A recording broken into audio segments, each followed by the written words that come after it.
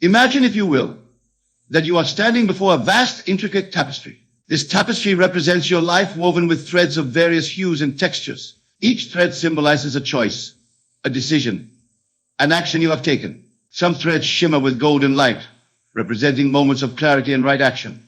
Others may appear dull or tangled, reflecting times when you've strayed from your true path. Now I want you to realize a profound truth. You are the weaver of this tapestry. With every thought, every belief, and every action, you add to this magnificent work of art. The question that we must ask ourselves is this: are we weaving our tapestry with intention and purpose, or are we allowing external forces to guide our hand? To focus on yourself is not an act of selfishness, as some might believe. Rather, it is the highest form of responsibility. For how can you serve the world? How can you uplift others if you yourself are not standing on solid ground? How can you offer light if your own flame flickers weakly in the wind of others' opinions and expectations? Let me share with you a fundamental principle that has the power to transform your life. The outer world is a reflection of your inner state. Everything you see, everything you experience, is a manifestation of your consciousness. This means that to change your world, you must first change yourself. This, my dear friends, is why focusing on yourself is not just important, it is essential. But what does it truly mean to focus on yourself? It means to turn your attention inward, to become intimately acquainted with the landscape of your mind and the longings of your heart. It means to observe your thoughts, to question your beliefs, and to align your actions with your highest ideals. Imagine for a moment that your mind is a garden. In this garden grow the flowers of your desires, the trees of your long-held beliefs, and yes, sometimes the weeds of doubt and fear. To focus on yourself is to become the diligent gardener of this inner landscape. It is to nurture the plants that bring beauty and fruit to your life, and to uproot those that drain your energy and cloud your vision. Now let us turn our attention to the second part of our theme: choose the right thing to do. This, my friends, is where the true art of living lies. For life presents us with countless choices every day, from the seemingly insignificant to the profoundly life-altering. How do we navigate this sea of possibilities? How do we discern the right path among the many that stretch before us? The answer lies not in some external set of rules or societal expectations. No, the answer lies within you. It is found in the still, small voice of your intuition, in the quiet whispers of your heart. To choose the right thing is to align your actions with your true self, with the highest version of who you are meant to be. Consider for a moment the last time you made a decision that felt truly right. Perhaps it was a choice to pursue a passion, to help someone in need, or to stand up for what you believe in. Recall the sense of alignment, the feeling of rightness that accompanied that choice. That, my dear listeners, is your inner compass guiding you towards your true path. But here's a truth that many find uncomfortable. Sometimes the right thing to do is not the easy thing to do. Sometimes it requires courage, sacrifice, or stepping into the unknown. This is where many falter, where many choose the comfortable wrong over the difficult right. Yet, I tell you this, every time you choose the right thing, even when it's hard, you are weaving a golden thread into the tapestry of your life. You are strengthening your character, expanding your consciousness, and aligning yourself more closely with your divine purpose. Let me share with you a powerful technique to aid you in making right choices. When faced with a decision, close your eyes and imagine yourself having made each possible choice. See yourself living with the consequences of each decision. How do you feel in each scenario? Which version of yourself stands taller, shines brighter? This exercise harnesses the power of your imagination to guide you towards the right path. Remember, your imagination is not mere fantasy, it is the creative force of the universe expressing itself through you. By imaginatively experiencing the outcomes of your choices, you are tapping into a wisdom far greater than mere logic or reason. Now, some of you might be thinking, but Neville, how can I focus on myself when I have so many responsibilities, so many people depending on me? To you, I say this: by focusing on yourself, by choosing the right thing to do, you become more capable of fulfilling those responsibilities, more able to support those who depend on you. Imagine a mighty oak tree. Its branches reach out, providing shade and shelter to many creatures. But what allows the oak to offer this support? It is its deep, strong roots, anchoring it firmly in the earth, drawing nourishment from the soil. You, my friends, are like this oak. By focusing on yourself, by nurturing your roots, you become strong enough to support not just yourself, but all those around you. Let us delve deeper into this concept of choosing the right thing to do. It's essential to understand that the right thing is not always clear-cut or universally defined. What is right for one person may not be right for another. The key lies in aligning your choices with your true self, your highest ideals, and your deepest values. Consider the story of a young artist I once knew. She had a secure job in a corporate office, one that provided financial stability and societal approval. Yet, every day she felt a part of herself wither away. The right choice for her was to leave that job and pursue her art full-time. To many, this seemed irresponsible, even foolish, but for her, it was the only path that allowed her to be true to herself. This brings us to an important point. Choosing the right thing often requires us to silence the noise of external expectations and societal conditioning. It demands that we tune in to our own inner voice, our own inner knowing. Imagine, if you will, that you are standing in the center of a great amphitheater. The seats are filled with all the people in your life, family, friends, colleagues, even strangers whose opinions you've internalized. They're all shouting their advice, their expectations, their judgments. Now, in the midst of this cacophony, can you hear your own voice? Can you discern your own true desires and values? This, my friends, is the challenge we face. To focus on ourselves and choose the right thing, we must learn to quiet this external noise. We must create space for silence, for introspection, for communion with our higher selves. But how do we do this in a world that seems to demand our constant attention and reaction? The answer lies in the power of your imagination and the practice of what I call mental dieting. Just as you are careful about what you put into your physical body, be vigilant about what you allow into your low intellectual, emotional. Choose carefully what you read, what you watch, what conversations you engage in. Surround yourself with influences that uplift and inspire you, that remind you of your highest potential. Most importantly, practice the art of mental rehearsal. Each night, as you lay in bed, instead of rehashing the events of the day or worrying about tomorrow, use your imagination to rehearse being the person you aspire to be. See yourself making choices aligned with your highest self. Feel the satisfaction and joy of living true to your values. This mental rehearsal is not mere daydreaming. It is the active shaping of your consciousness, and therefore the shaping of your future experiences. For remember, the outer world is but a reflection of your inner state. Now, let us address a common misconception. Some believe that focusing on oneself and choosing the right thing to do is a one-time decision, a single moment of clarity and commitment. But I tell you this, it is a continuous process, a moment-by-moment choice to align with your highest self. Imagine you are sailing a ship across a vast ocean. Your destination, your vision of your ideal self in life is the North Star guiding your journey. But the journey itself is not a straight line. There are winds and currents that may push you off course. The act of focusing on yourself and choosing the right thing is the constant adjustment of your sails, the vigilant steering that keeps you moving in the right direction. There will be times when you lose sight of your star, when the skies are clouded by doubt, fear, or external pressures. In these moments, remember this, the star has not disappeared. It is always there, even when you cannot see it. Your task is to keep faith, to hold steady, and to wait for the clouds to part. This brings us to a crucial aspect of focusing on yourself and choosing the right thing, the power of persistence. The right path is not always the easy path. It may require you to face your fears, to step out of your comfort zone, to stand firm in the face of opposition. Consider the life of any great individual who has made a significant impact on the world. Whether it's an artist who revolutionized their field, a scientist who made groundbreaking discoveries, or a leader who fought for justice and equality. Their paths were rarely smooth or straightforward. They faced setbacks, criticism, and moments of doubt. But they persisted. They remained focused on their vision, on their inner knowing of what was right. You, my dear listeners, have this same power within you. The power to persist, to keep choosing the right thing, even when it's difficult, even when you can't yet see the results of your choices. But persistence does not mean rigid stubbornness. It does not mean clinging to a path that your heart tells you is no longer right.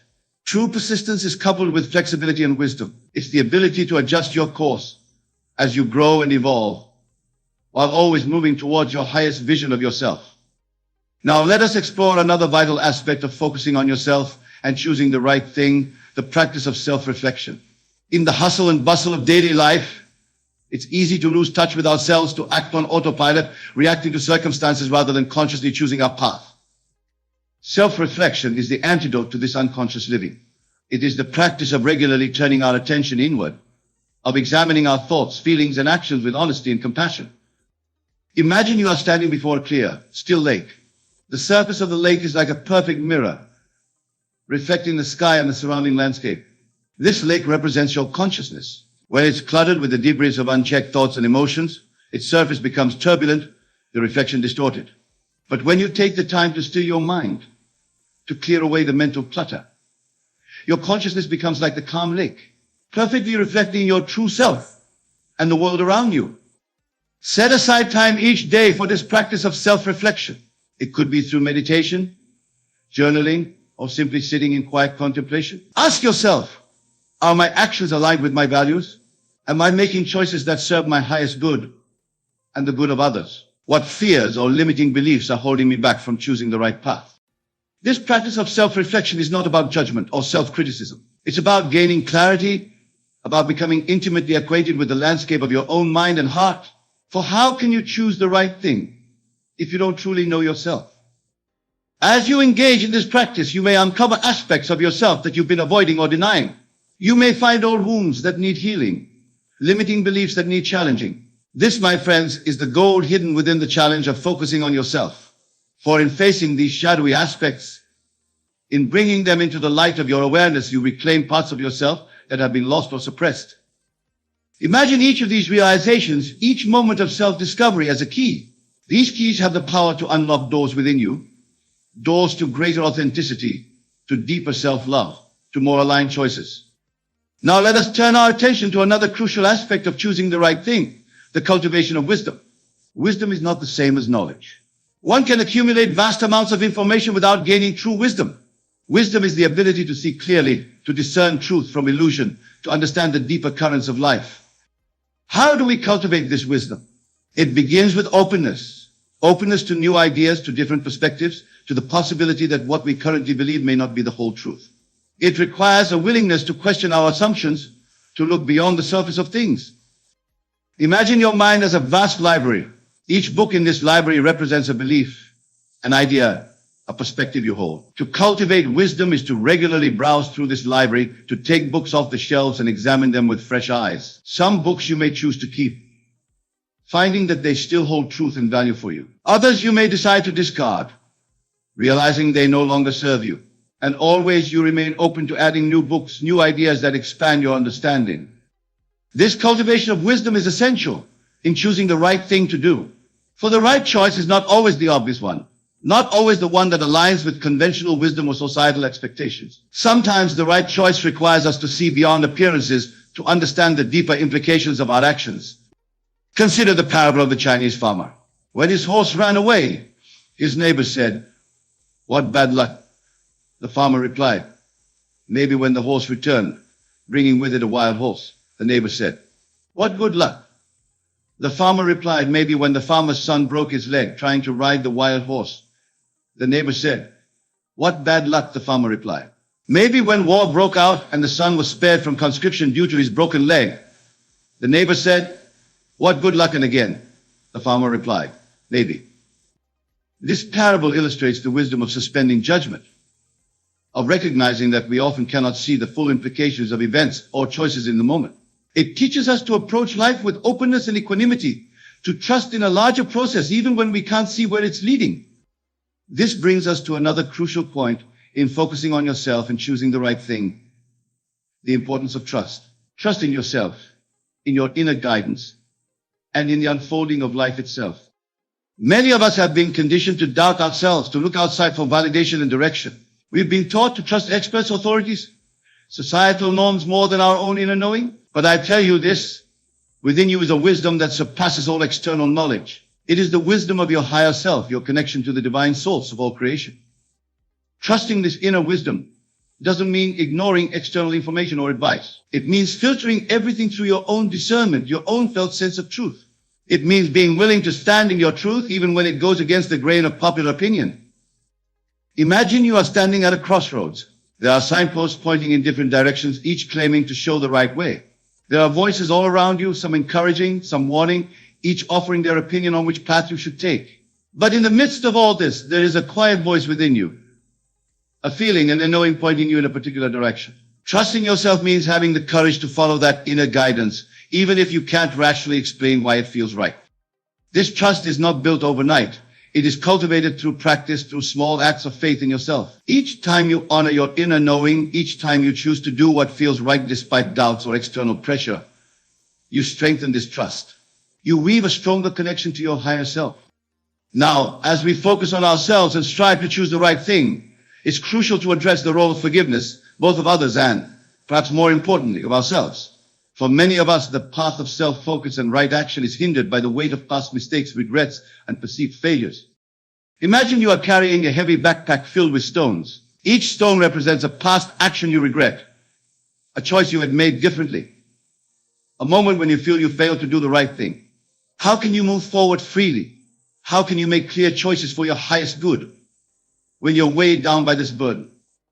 Forgiveness is the act of emptying this backpack. It's not about condoning harmful actions or denying the impact of past choices. Rather, it's about releasing the emotional charge, the self-judgment that keeps you tethered to the past. To forgive yourself is to recognize that you, like all humans, are on a journey of growth and learning. Every choice you've made, even those you now regret, has served a purpose in your evolution. Each mistake has been a teacher, offering valuable lessons that have shaped who you are today. Engage in this practice, close your eyes and imagine yourself standing before a younger version of you, the you who made those choices you now regret. Look at this younger self with compassion. Recognize the limitations of knowledge, awareness, or circumstances that influence those choices. Now extend forgiveness to this younger self. Feel the lightness, the release that comes with this forgiveness. Remember, focusing on yourself and choosing the right thing is not about achieving perfection. It's about continuous growth, about making conscious choices aligned with your highest self in each moment. And this process includes forgiving yourself when you fall short, when you temporarily lose your way. This practice of self-forgiveness opens the door to greater self-love and self-acceptance. And from this place of self-love, you are far more capable of making choices that truly serve your highest good and the good of others. Now, let us delve into another crucial aspect of focusing on yourself and choosing the right thing, the power of your words. The words you speak, both to others and in the privacy of your own mind, are far more than mere sounds or symbols. They are creative forces that shape your reality. Imagine that every word you speak is like a seed planted in the fertile soil of the universe. The thoughts and emotions attached to these words are like the water and sunlight that nourish these seeds, causing them to grow and bear fruit in your life. Are you planting seeds of positivity, of growth, of love?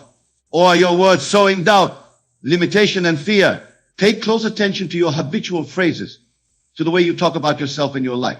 Are you constantly affirming your capabilities, your worthiness, your worthiness to choose wisely and act rightly? Or do you often engage in self-deprecation, in expressions of doubt or unworthiness? This awareness of your words extends to your inner dialogue as well. The conversations you have with yourself in the privacy of your mind are perhaps the most powerful of all. For these are the words that shape your deepest beliefs about yourself and your place in the world. Practice speaking to yourself with kindness, with encouragement, with unwavering faith in your ability to focus on what truly matters and to choose the right path. When you catch yourself in negative self-talk, gently but firmly redirect your thoughts. Replace phrases like "I can't" or "I'm not good enough" with empowering alternatives. "I am capable of growth and learning," or "I trust in my ability to make wise choices." This mindful use of language is not about denial or forced positivity. It's about consciously choosing words that align with your highest vision of yourself. Words that support your growth and empower your choices. Consider this. If you had a young child who looked up to you for guidance and support, how would you speak to them? Would you constantly criticize their efforts, doubt their abilities, or remind them of past mistakes? Of course not. You would encourage them, believe in their potential, and guide them with love and patience. Extend this same compassionate, nurturing speech to yourself. As you cultivate this positive self-talk, you'll find that focusing on yourself becomes easier. The voice of your higher self guiding you towards right action becomes clearer and stronger. Your ability to choose the right thing, even in challenging circumstances, is enhanced. Now let us explore another vital element in this journey of self-focus and right action, the power of your environment. Just as a plant is influenced by the soil in which it's planted, the air it breathes, and the light it receives, you too are profoundly affected by your surroundings. Your environment includes not just your physical space, but also the people you interact with, the media you consume, the activities you engage in. All of these factors contribute to shaping your thoughts, your emotions, and ultimately your choices. Take a moment to assess your current environment. Does it support your highest vision of yourself? Does it encourage you to focus on what truly matters and to make choices aligned with your values? Or does it distract you, drain your energy, or pull you towards choices that don't serve your highest good? Remember, you have the power to shape your environment. You can choose what you allow into your physical and mental space. This doesn't mean isolating yourself or avoiding all challenges. Rather, it means being intentional about what and who you surround yourself with. Seek out environments that inspire you, that remind you of your potential. Surround yourself with people who believe in you, who encourage your growth, who respect your journey of self-discovery and right action. Engage in activities that energize you, that connect you more deeply with your true self. If you find that certain elements of your environment are not supporting your highest good, have the courage to make changes. This might mean setting boundaries with certain individuals, changing your habits of media consumption, or even making significant life changes like switching careers or moving to a new location. Creating an environment that supports your focus on yourself and your commitment to choosing the right thing is not a selfish act. By cultivating an environment that brings out the best in you, you become better equipped to contribute positively to the world around you. Imagine you are a musical instrument. Your environment is like the space in which you're played. A noisy, chaotic space filled with discordant sounds would make it difficult for your true melody to be heard. But in a space designed for acoustic perfection, your music can resonate clearly and beautifully. By consciously creating an environment that supports your growth and aligned choices, you allow your unique music, your gifts, your purpose, your right actions to resonate more powerfully in the world. As we continue on this exploration of focusing on yourself and choosing the right thing, let us delve into the power of intention. Intention is like the rudder of a ship. It determines the direction of your journey. Without clear intention, we risk drifting aimlessly, our choices guided by momentary impulses or external pressures rather than our deeper truth. Setting intentions is not the same as setting goals. While goals are focused on specific outcomes, intentions are about who you want to be, how you want to show up in the world. They are guiding principles that inform your moment-to-moment choices. Take a moment now to connect with your deepest intentions. What qualities do you wish to embody? How do you want to interact with the world and those around you? What impact do you wish to have? Let these intentions become a compass for your choices and actions. For example, you might set the intention to approach each interaction with compassion, to make choices that honor your physical and mental well-being, or to act with integrity, even when it's challenging. These intentions then become filters through which you can evaluate your choices. When faced with a decision, you can ask yourself, does this align with my intentions? Does it support who I want to be? Remember, intentions are not rigid rules, but flexible guides. They allow for adaptation to different situations while keeping you aligned with your core values and aspirations. By regularly connecting with and reaffirming your intentions, you strengthen your ability to focus on what truly matters to you and to consistently choose actions that are in harmony with your highest self. Now let us address a common challenge in the journey of self-focus and right action: the fear of judgment or disapproval from others. Many of us have been conditioned to seek external validation, to make choices based on what we think others expect or desire from us. This can lead us away from our true path, from the choices that are genuinely right for us.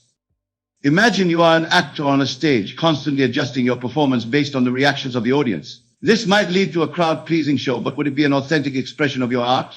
Would it allow you to fully embody the character you're meant to play? To truly focus on yourself and choose the right thing, you must be willing to step off this stage of others' expectations. You must be willing to face the possibility of disapproval or misunderstanding from those around you. This doesn't mean disregarding others' feelings or perspectives entirely. It means recognizing that you cannot control others' thoughts or reactions, and that your primary responsibility is to be true to yourself and your own inner guidance. Practice seeing others' judgments or disapproval not as a reflection of your worth or the rightness of your choices, but as a reflection of their own perspectives, fears, and limitations. Their reactions say more about them than about you. Moreover, consider this: by having the courage to focus on yourself and make choices aligned with your highest truth, you give others permission to do the same. You become a living example of authenticity and integrity, inspiring others to connect with their own inner guidance. As we near the conclusion of our exploration, let us turn our attention to the profound impact that focusing on yourself and choosing the right thing can have on the world around you. There's a beautiful paradox at play here. By turning your focus inward, by prioritizing your own growth and alignment, you actually expand your capacity to positively influence the world. Imagine you are a lighthouse on the shore. Your light doesn't push or pull the ships in the sea. It doesn't judge which ships are worthy of guidance. It simply shines steady and true, offering illumination to all. By focusing on keeping your own light bright and clear, you provide a beacon that can guide countless others. This is how your journey of self-focus and right action affects the world. As you align more fully with your highest self, as you make choices from a place of inner truth and integrity, you naturally radiate an energy that uplifts and inspires others. Your actions, flowing from this place of alignment, contribute to the well-being of those around you and to the world at large in ways you might not even be aware of. Moreover, as you strengthen your ability to focus on yourself and choose rightly, you become better equipped to be of service to others. Your increased self-awareness allows you to recognize when you're truly able to help and when you might be overstepping or enabling unhealthy patterns. Your clearer connection to your own inner wisdom enhances your ability to offer meaningful support and guidance to others when appropriate. Remember, the world doesn't need more people who sacrifice their own well-being in a misguided attempt to please others or meet external expectations. The world needs individuals who are committed to their own growth, who are brave enough to walk their unique path, who choose to act from a place of authenticity and higher purpose. As we bring this discourse to a close, I invite you to see the journey of focusing on yourself and choosing the right thing as a sacred responsibility. It is not always an easy path. It requires courage, persistence, and a willingness to face your own shadows. But it is a path that leads to true fulfillment, to a life lived in alignment with your highest potential. Every time you choose to turn your attention inward, to listen to your own inner wisdom, you are engaging in an act of self-love and self-respect. Every time you make a choice that aligns with your deepest values, even when it's difficult, you are contributing to the evolution of your own consciousness and, by extension, the consciousness of the world. So, my dear friends, I challenge you to commit fully to this journey. Embrace the practice of self-reflection. Cultivate unwavering self-trust. Speak words of power and positivity. Create an environment that supports your growth. Set clear intentions. And above all, have the courage to be true to yourself, to choose what is right for you, even in the face of external pressures or temporary discomfort. Remember, you are not just a passive observer of your life. You are the author, the artist, the creator. With every thought, every word, every action, you are shaping your reality. By focusing on yourself and consistently choosing the right thing, you are not just changing your own life, you are contributing to the transformation of the world. Go forth with the knowledge that within you lies infinite potential. Trust in your ability to discern the right path. Have faith in the process of your own unfolding, and know that as you commit to this journey of self-focus and right action, you are playing your unique and vital role in the grand tapestry of existence. May your path be illuminated by the light of your own inner wisdom. May you find the strength to remain true to yourself, even in the face of challenges. And may your choices, flowing from your deepest truth, create ripples of positive change that extend far beyond what you can see or imagine. Thank you for your attention, for your willingness to engage in this exploration of self-focus and right action. May you carry these words not just in your mind, but in your heart, allowing them to guide you towards a life of greater authenticity, purpose, and fulfillment. The universe is not outside of you. What you see out there, what you experience in your world, is nothing more than the outpicturing of your own consciousness. Everything that exists in your world was first born in your imagination. Now let me share a story from my own experience. Several years ago, when I was living in New York, I found myself in what the world would call a difficult situation. Bills were mounting, opportunities seemed scarce, and the external world appeared hostile. But I knew then, as I know now, that what I was experiencing was simply the harvest of my previous mental activity. You see, my dear friends, the secret lies not in fighting against these circumstances, but in completely relaxing into the awareness of who you really are. And who are you? You are God Himself, individualized. You are the operant power of the universe, expressing itself as you. Let us dive deeper into this magnificent truth. When I speak of relaxation, I am not merely talking about physical relaxation, though that is important. I am speaking of a profound mental and spiritual relaxation, a complete surrender to your divine nature. The first principle you must understand is this. Your consciousness, your I am-ness is God. When you say I am, You are proclaiming the name of God. This is not a metaphor, my dear friends. This is the absolute truth of your being. Now, how does one truly relax and trust the universe? It begins with understanding that what you seek is already yours in the invisible realm of imagination. Whatever you desire, be it wealth, love, health, or success, already exists in what I call the fourth dimension, the dimension of imagination.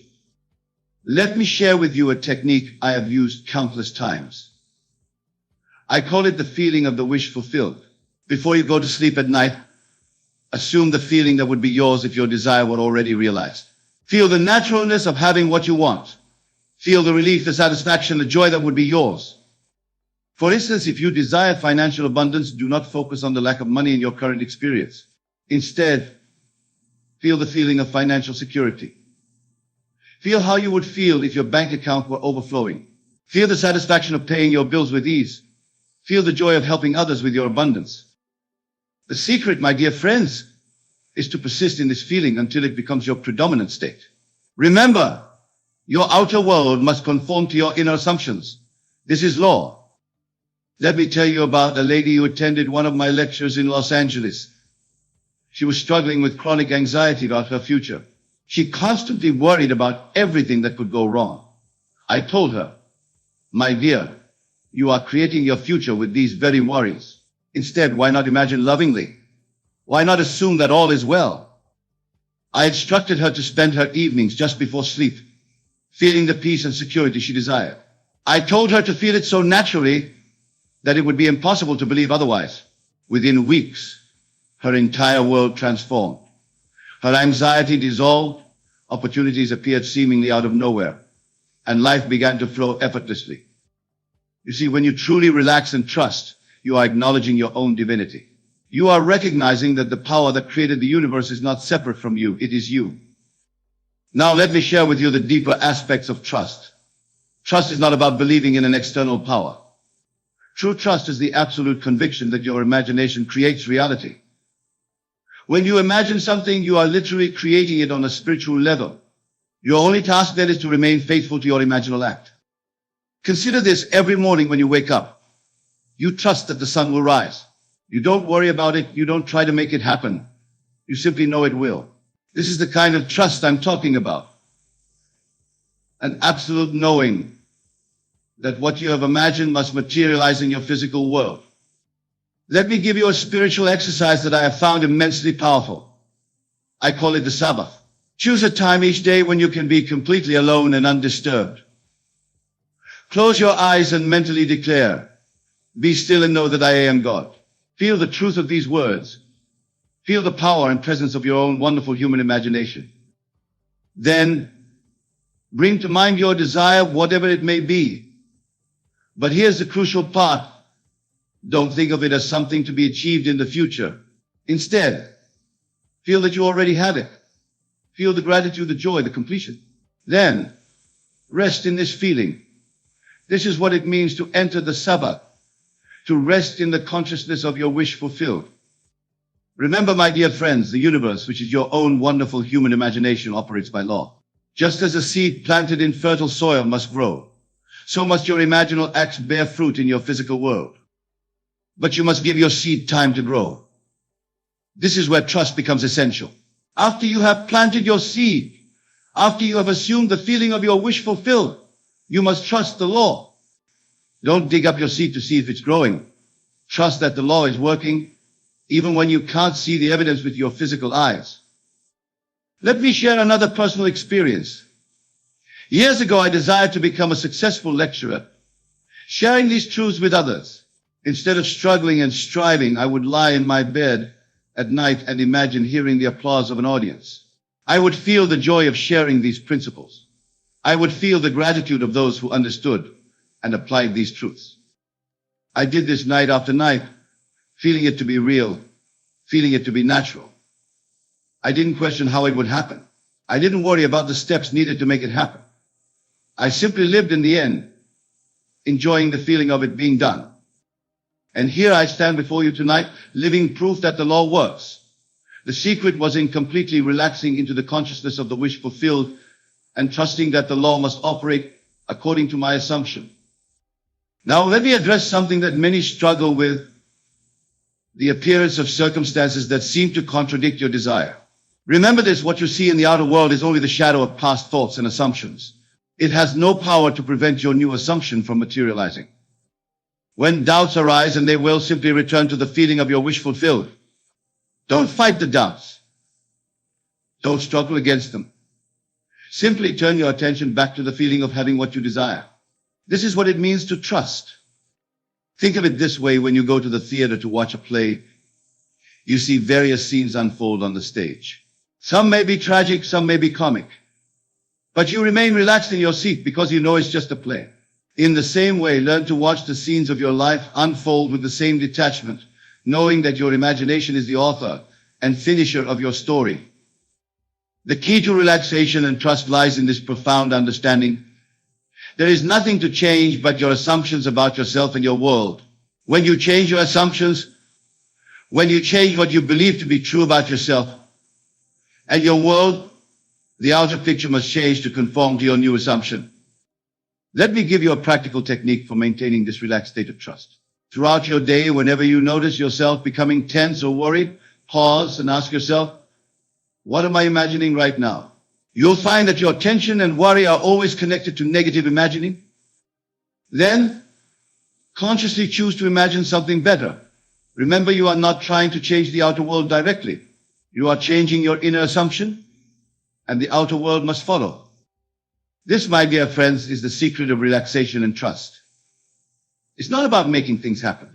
It's about assuming the feeling of the wish fulfilled and allowing the law to operate in its own perfect way and time.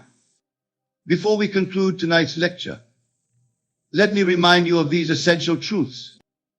You are God individualized as you. Your imagination creates reality. What you assume to be true will harden into fact. The outer world must conform to your inner assumptions. Relaxation and trust are natural when you understand these truths. Go forth tonight and test this law. Choose something you desire to experience. Assume the feeling of your wish fulfilled. Feel the naturalness of having what you want. Then relax and trust that what you have assumed must manifest. Let me share with you another personal experience that illustrates this principle beautifully.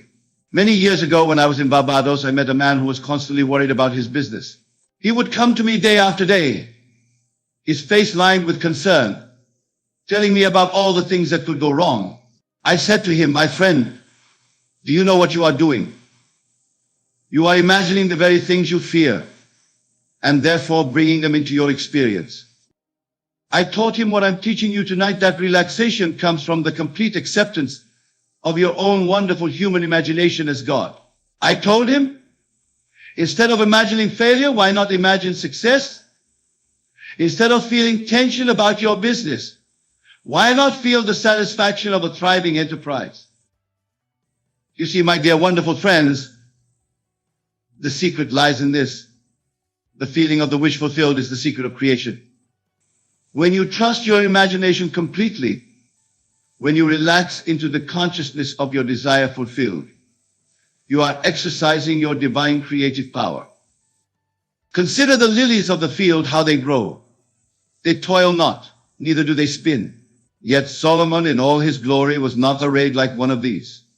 This is not merely a poetic passage from Scripture. It is a profound spiritual truth.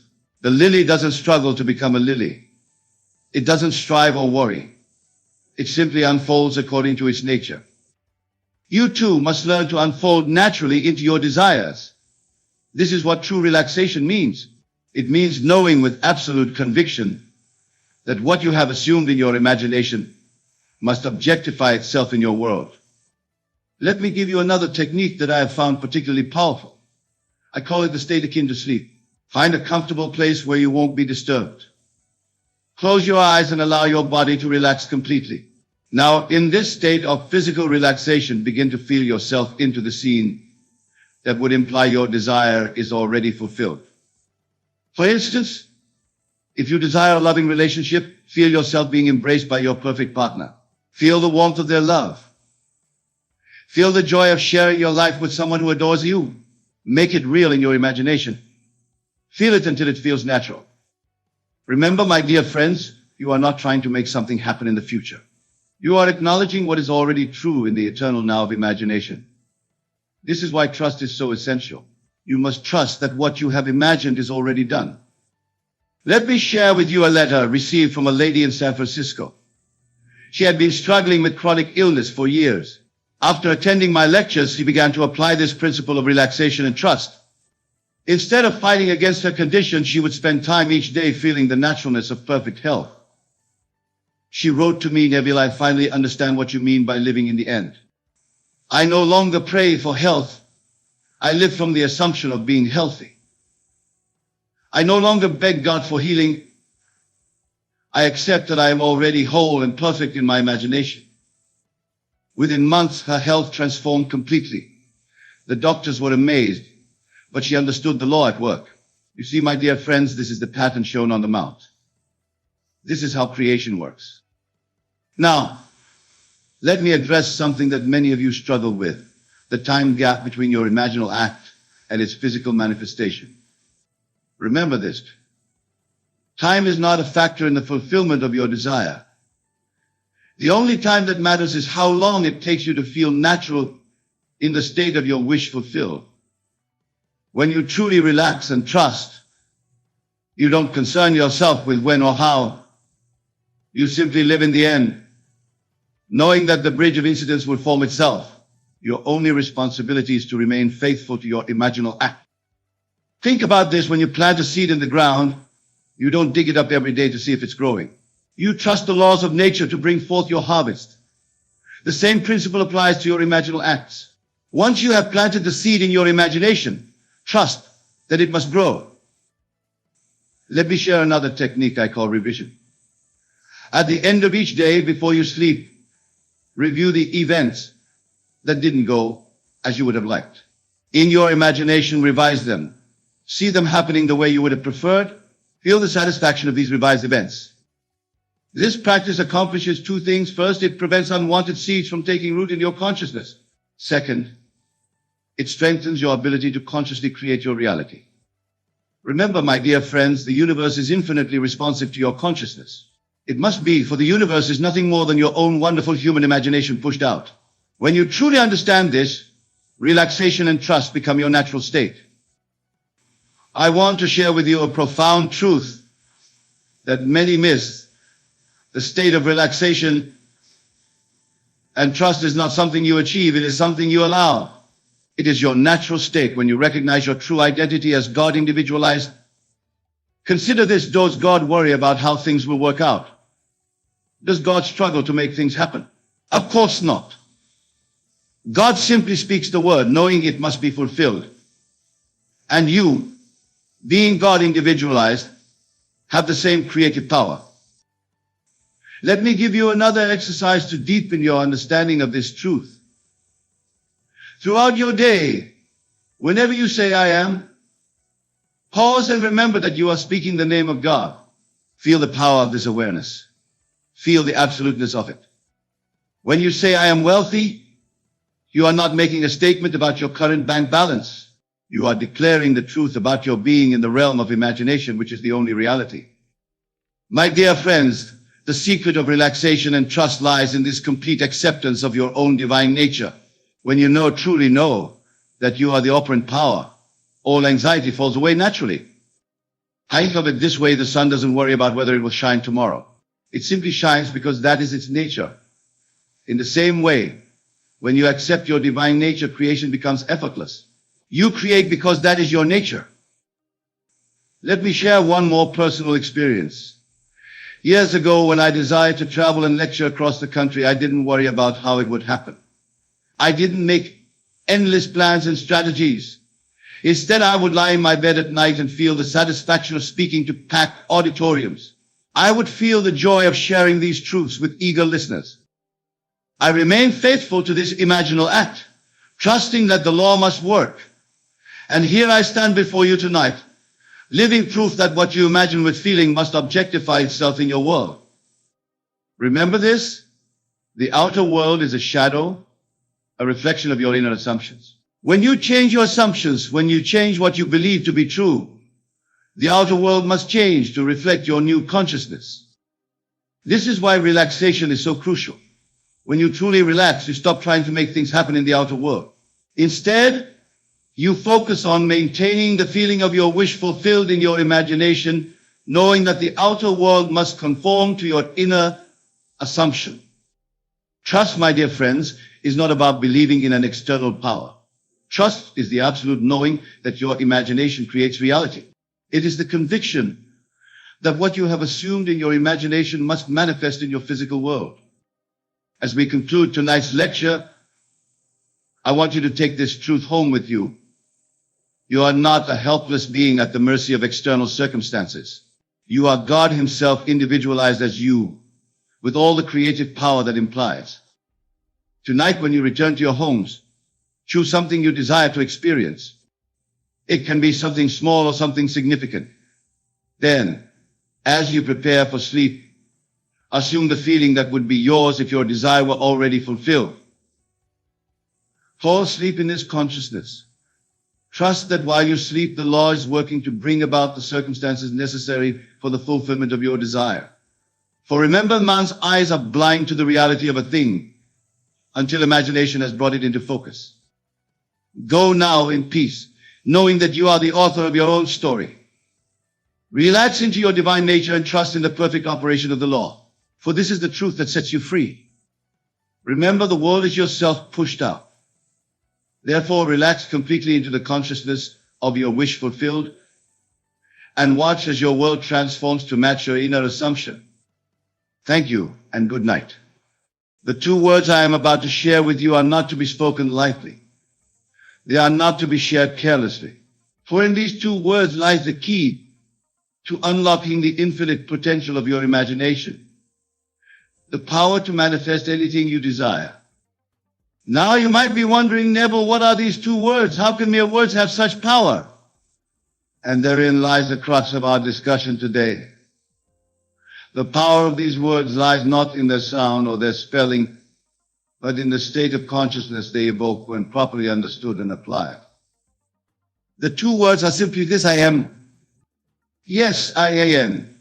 These 2 words, when used with understanding and feeling, contain within them the power to reshape your entire reality. For you see, whatever follows I am in your thoughts and speech becomes your reality. It is the gateway through which you define yourself and your world. But remember, I cautioned you not to tell anyone. This is not because this knowledge is to be hoarded or kept secret out of selfishness. No, it is because the power of these words is deeply personal. It is a power that must be experienced, not merely heard about. It is a truth that must be lived, not simply intellectualized. Now, let us delve deeper into how to use these 2 powerful words to manifest anything you want. The key lies in understanding that I am is not just a statement. It is a declaration of being. When you say I am, you are defining your state of consciousness, and your state of consciousness is the lens through which you experience and create your reality. Consider for a moment, how often do you unconsciously use these words in a way that limits you? I am tired, I am broke, I am unlucky in love. Each time you make such a statement, you are impressing upon your subconscious mind a state of being that it must then outpicture in your world. But here's the liberating truth. You have the power to consciously choose what follows I am. You have the ability to define your state of being in alignment with your desires. This, my friends, is the key to manifesting anything you want. So how do we begin this process of conscious creation through the power of I am? The first step is to clearly define what you wish to manifest. What is it that you truly desire? Be specific. Don't simply say I am rich. Instead, declare I am abundantly provided for in all areas of my life. Don't just say I am in a relationship. Instead, affirm I am in a loving, fulfilling partnership that brings out the best in me. Once you have your clear declaration, the next step is to feel the reality of words. This is crucial. You must feel the truth of your I am statement now, not in some distant future. Remember, your subconscious mind doesn't understand time. It only understands the present moment. So if you say I am but feel that it's not true yet, You're sending mixed signals to your subconscious. Instead, as you declare your I am statement, allow yourself to feel the reality of it. How would you feel if your declaration were already true? Would you feel joyful, confident, free, grateful? Embody these feelings. Live from this state of being. This is not pretending or lying to yourself. This is assuming a new state of consciousness, which is the very essence of creation. Now, some of you may be thinking, but Neville, how can I feel something that isn't yet true? This is where the power of your imagination comes into play. Your imagination is the bridge between your current reality and your desired state. It is through your imagination that you can step into the feeling of your I am statement, even before it manifests in the physical world. Your imagination is not a flight of fancy or a frivolous faculty. It is the very workshop wherein you fashion your future. When you imagine, you are experiencing reality at its most fundamental level. You are engaging with the pure potential of consciousness, shaping it with your attention and your assumption.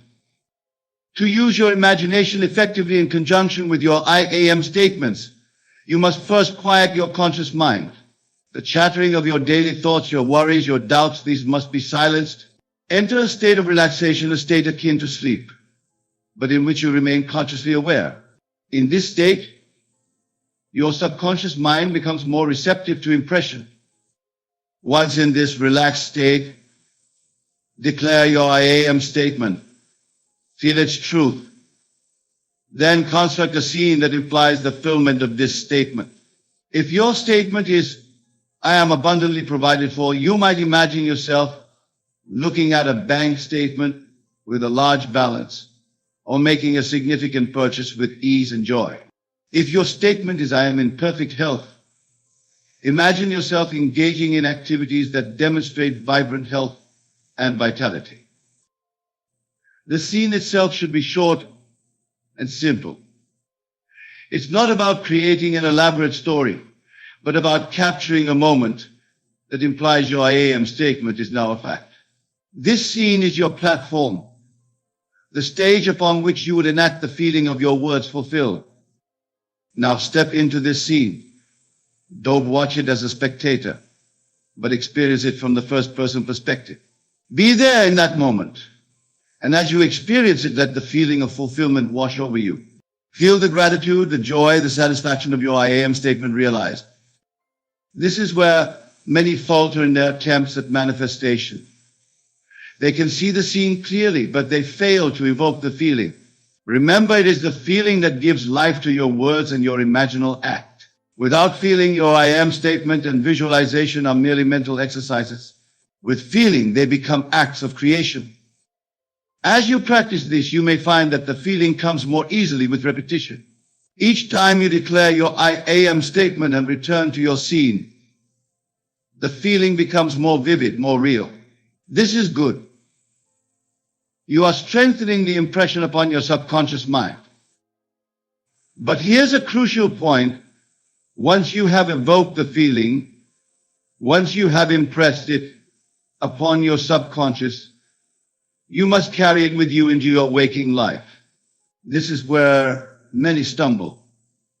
They do their I am exercise, they feel it intensely in the moment, but then they return to their daily life and fall back into old patterns of thought and feeling. To manifest anything you want, to truly harness the power of I am, you must maintain the feeling of your words fulfilled, even in the face of contradictory evidence. This is where faith comes in. Not blind faith, but faith born of understanding. Understanding that your outer world is a reflection of your inner state. When you truly grasp this, you will no longer be swayed by appearances. You will know that what you see around you is the effect, not the cause. The cause lies in your consciousness, in your feeling. And as you persist in the feeling of your I am statement fulfilled, your outer world must reshape itself to match this inner conviction. Now let us address a common challenge in using the power of I am, the apparent contradictions of your senses. As you begin to live in the feeling of your words fulfilled, you may find that your current circumstances seem to contradict your statement. How do you maintain your feeling in the face of these seeming contradictions? This is where the art of ignoring comes into play. To ignore is not to deny the existence of something, but to refrain from giving it your attention and energy. When contradictory evidence appears, acknowledge it briefly. Then immediately return your attention to the feeling of your I am statement fulfilled. Remember, what you see in your outer world is the result of past assumptions, past feelings. It is like an echo of what you once believed. Your task now is to give more attention, more importance, more reality to your new I am statement than to these outdated circumstances. This practice requires mental discipline. It requires you to stand firm in your new assumption even when your senses argue against it. But remember, your senses only show you what has been, not what can be. Your imagination, informed by your I am statement, shows you what will be. As you persist in maintaining the feeling of your words fulfilled, even in the face of contradictory evidence, you will begin to see changes in your outer world. These changes may start small, a fortunate coincidence, an unexpected opportunity, a shift in someone's behavior towards you. Do not dismiss these as mere chance. They are the first fruits of your new assumption taking root. Now let us delve deeper into the nature of feeling in using the power of I am. When I speak of feeling, I am not referring merely to emotions, though emotions play a part. I am speaking of a deeper sense, a knowing, an unshakable conviction. It is the difference between saying I am successful and knowing in the very core of your being, I am successful. This feeling, conviction, is not something you can fake or force. It arises naturally when you have successfully impressed your I am statement upon your subconscious mind. This is why the repeated use of your imagination is so crucial. Each time you declare your statement and step into the feeling of it fulfilled, you are deepening this impression. Think of it like wearing a groove in a record. The first time you play the record, the needle may skip and jump. But with repeated plays, the groove deepens and the music plays smoothly. Similarly, as you repeat your I am statement and imaginal act, the feeling becomes more natural, more habitual. It becomes your dominant state. This is the state from which creation occurs. When you can maintain this feeling conviction throughout your day, when it becomes as natural as breathing, you have mastered the art of conscious creation through the power of I am. Your outer world has no choice but to conform to this inner state. But what of those moments when doubt creeps in? When fear arises? When the old patterns of thought and feeling try to reassert themselves? These moments are inevitable, especially in the beginning of your practice. Do not be discouraged by them. Instead, see them as opportunities to strengthen your new assumption. When doubt arises, do not fight it. Fighting against a thought only gives it more power. Instead, gently but firmly return to your I am statement and the feeling of it fulfilled. Remind yourself that what you see around you is the past. Your new statement, your new feeling is creating your future. This brings us to another crucial aspect of using the power of I am, the concept of living in the end. Living in the end means assuming the feeling of your words fulfilled in your day-to-day life. It's not enough to declare your I am statement for a few minutes each day and then return to your old patterns of thought and feeling. You must carry the feeling of your words fulfilled with you throughout your day. This doesn't mean you deny your current circumstances. Rather, you acknowledge them briefly, then immediately return to the feeling of your I am statement fulfilled.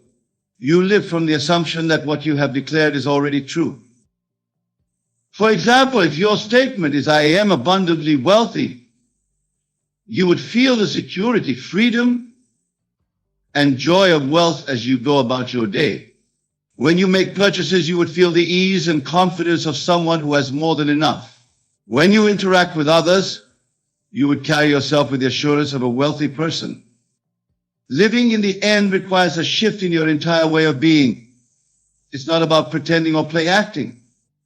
It's about genuinely assuming a new state of consciousness. When you do this effectively, you'll find that your actions naturally align with your assumed state, accelerating the manifestation process. Now, let us address the role of action in using the power of I am. Some people mistakenly believe that manifesting means they can simply declare their I am statement and then sit back and wait for their desires to magically appear. This is not the case. Using the power of I am does not negate action, it informs action. When you successfully impress your statement upon your subconscious mind, when you truly feel it as real, you will be inspired to take actions that align with this state. These actions will feel natural, even inevitable. They will not be driven by fear or lack, but will flow from your assumed state of fulfillment. This is a crucial distinction. When you take action from a place of lack, trying to get what you desire, you are actually affirming the assumption of not having it. But when you take action from the assumption of already being what your I am statement declares, you open yourself to infinite possibilities for its expression and expansion. So do not neglect action, but ensure that your actions are aligned with and flowing from your assumed state. Let your feeling guide your actions rather than hoping your actions will create the feeling. This alignment of inner state and outer action is key to manifesting anything you want. Now let us explore the concept of detachment in relation to using the power of I am. Detachment doesn't mean you don't care about your desire. Rather, it means you're not anxiously attached to seeing immediate results or figuring out how your desire will manifest. When you're truly living in the end, you can declare your I am statement and feel its reality without constantly looking for signs of its manifestation. You trust in the process, knowing that as you maintain the feeling of your words fulfilled, they must inevitably express themselves in your outer world. Detachment allows you to live in the present moment while holding your assumed state. It frees you from the anxiety and doubt that can slow down the manifestation process. It allows you to enjoy the journey of manifestation rather than being solely focused on the destination. Practice detachment by reminding yourself that your I am statement, imbued with feeling, is the reality. What you see in the outer world is just a shadow, a reflection of past assumptions. As you persist in your new assumption, this shadow must change to match the new reality you're imagining and feeling. Let us now address the importance of gratitude in using the power of I am. Gratitude is not just a pleasant emotion. It is a powerful creative force. When you feel genuinely grateful, you are affirming that you already have what you desire. This aligns perfectly with the principle of living in the end. Begin to cultivate an attitude of gratitude for your I am statement, even before you see it manifested in your physical reality. Be thankful for it as if it were already true. Feel appreciation for the abundance that surrounds you in all forms, the air you breathe, the sun that shines, the food you eat. As you practice gratitude, you are assuming the state of someone who has their I am statement fulfilled. This assumption, persistently held, must manifest in your outer world as the realization of your words. Now, let us explore the power of revision in using I am. Revision is not merely about changing your memories or rewriting your past. It is about recognizing that the past only exists in your mind, and therefore it can be changed in your mind. At the end of each day, take a few moments to review the events of your day. If there were any events that were not in alignment with your I am statement, revise them in your imagination. See them unfolding in a way that aligns with your words. Feel the satisfaction, the joy, the fulfillment of this revised version of events. By doing this, you are not denying what physically happened. You are changing the impact of that event on your subconscious mind. You are impressing upon your subconscious a reality that aligns with your I am statement, rather than one that contradicts it. As you make this practice of revision a habit, you will find that your reactions to current events begin to change. You will become less reactive, more peaceful, more aligned with your desired states of being. This alignment accelerates the manifestation process. Let us now discuss the importance of persistence in using the power of I am. While we speak of manifesting anything you want, it's important to understand that the speed of manifestation can vary. Some desires may manifest almost instantly, while others may take more time to fully materialize in your physical reality. The key is to persist in your assumption, regardless of how long it seems to be taking. Remember, the outer world is a reflection of your inner state. If you waver in your assumption, if you lose faith in the process, you send mixed signals to your subconscious mind, which can slow down the manifestation process. Persistence doesn't mean forcing or struggling. It means consistently returning to your I am statement and the feeling of it fulfilled, even when the outer world seems to contradict it. It means choosing again and again to live from the end, to embody the state of your words realized. This persistence requires faith, not blind faith, but faith born of understanding. Understanding that your outer world is a reflection of your inner state, and that as you persist in your new assumption, your world must reshape itself to match it. Now let us address the role of self-concept in using the power of I am. Your self-concept, the beliefs you hold about who you are, is perhaps the most powerful factor in determining what you can manifest in your life. Many people struggle to manifest their desires because their self-concept contradicts what they're trying to achieve. They may declare, I am wealthy, but deep down they don't believe they're the kind of person who can be wealthy. They may state, I am loved, but fundamentally believe they're unworthy of love. To use the power of I am effectively, you must be willing to revise your self-concept. This involves not just declaring your I am statement, but truly feeling and being it as your core identity. It's not about creating a false image of yourself, but about recognizing and embracing your true limitless nature. Remember, at your core, you are pure consciousness. You are not defined by your past experiences, your current circumstances, or the opinions of others. You are the awareness in which all these things appear. And this awareness, your true self, is infinite in its potential. As you use your I am statements to assume your desired states, you are essentially recreating yourself. You are stepping into a new concept of self, a new understanding of who you are and what's possible for you. This revision of self-concept is crucial for using the power of I am effectively. As you align your self-concept with your desires, you remove the inner contradictions that can slow down the manifestation process. Now, let us explore the role of emotion in using the power of I am. Emotion is the fuel that powers your statements. It's not enough to merely say the words. You must feel them. When you combine your I am declaration with genuine emotion, you create a powerful impression on your subconscious mind. This is because your subconscious responds more strongly to feeling than to intellectual thought. The emotions you want to cultivate are those you would feel if your I am statement were already realized. If your statement is, I am wealthy, feel the security, the freedom, the joy that comes with financial abundance. If it's, I am loved, feel the love, the connection, the companionship. These emotions should be so real, so intense, that when you open your eyes and return to your present circumstances, you carry with you a sense of fulfillment, as if your words have already been realized. This emotional component is what distinguishes effective use of I am from mere positive affirmations or wishful thinking. When you can genuinely feel your words as an accomplished fact, you are impressing them upon your subconscious mind as a reality. Your subconscious then works tirelessly to bring this feeling into physical manifestation. As we near the conclusion of our exploration, remember this: the power to manifest anything you want lies within you.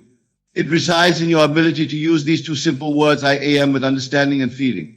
The secret to manifestation is not determined by external factors, but by the intensity of your belief and the consistency of your practice.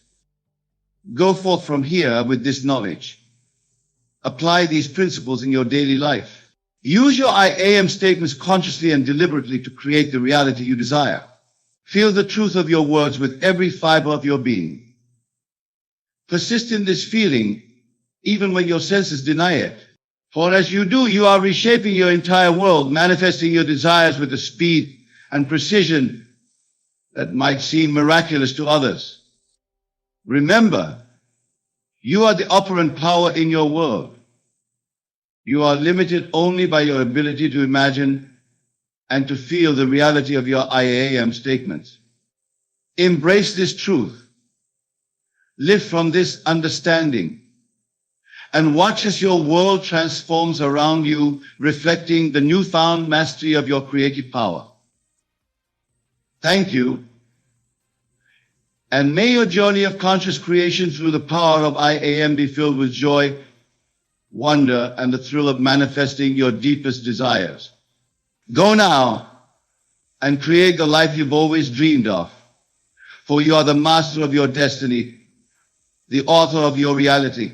I want you to listen carefully, for the words I speak are not my own, but rather the echoes of an eternal truth that has been whispered throughout the ages.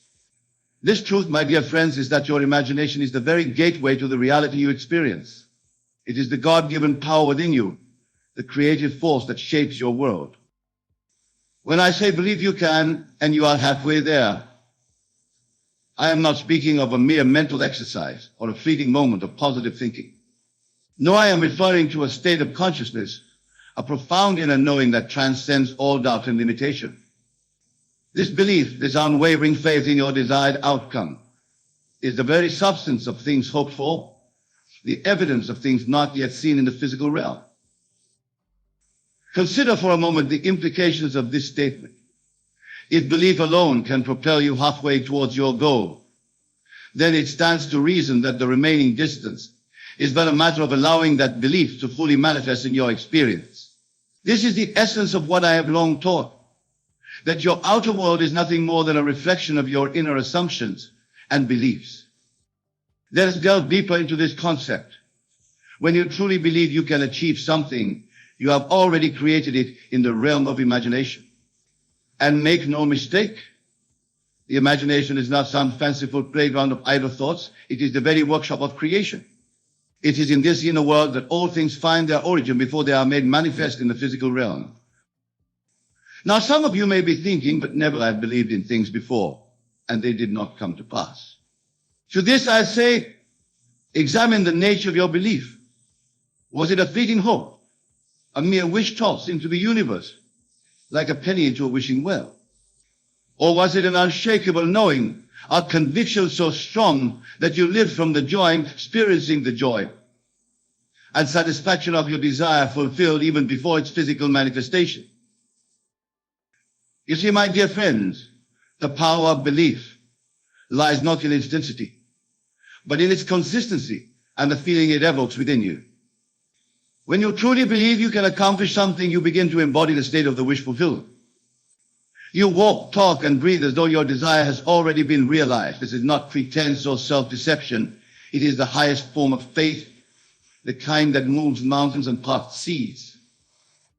Let me illustrate this with a simple example. Imagine you desire a new job, one that fills you with purpose and provides abundantly. The conventional approach would be to search for openings, send out applications, and hope for the best. But this is not the way of the awakened imagination. Instead, I urge you to assume the feeling of already having this ideal job. As you lay in your bed at night, feel the satisfaction of a day well spent in your new position. Experience the joy of making a difference through your work. Feel the gratitude for the abundant compensation you receive. Live in this state night after night until it becomes your dominant feeling, your new reality. What you are doing in this exercise is far more powerful than any action you could take in the outer world. You are impressing upon your subconscious mind, the faithful servant that brings your assumptions to life, that the reality of your wish fulfilled, and your subconscious being intimately connected with the infinite intelligence that governs the universe will set in motion a series of events to bring about the physical manifestation of your imaginal act. This, my friends, is the true meaning of believe you can, and you are halfway there. Your belief, when it reaches the level of absolute conviction, creates a bridge between your present circumstances and your desired state. It sets the stage for the miracle of manifestation to occur. But let me be clear, this is not about forcing changes in the outer world through sheer willpower. It is about changing your concept of self, your inner conversation, and your dominant feeling state. When you do this, the outer world has no choice but to conform to your new self-concept, for the outer is always a reflection of the inner. Now, some of you may be wondering, but what about action? Surely we must do something to achieve our goals. And to this I say, inspired action will naturally flow from your changed state of consciousness. When you truly believe in the reality of desire, you will find yourself moved to take steps that align with that reality. These actions will not feel like hard work or struggle, but rather like an effortless unfolding of events leading you to your desired end. Remember, the outer world is plastic and receptive to your inner assumptions. It is constantly being shaped and reshaped by the contents of your consciousness. Therefore, the most important work you can do is not in the outer world, but in the inner world of your imagination and beliefs. Let us pause for a moment and reflect on this profound truth. Close your eyes, if you will, and contemplate the goal that burns brightest in your heart. Perhaps it's a loving relationship, financial abundance, perfect health, or a fulfilling career. Whatever it may be, I want you to imagine, just for a moment, that you have already achieved this goal. Feel the emotions that would accompany this achievement. Experience the joy, the satisfaction, the peace that comes with the realization of your desire.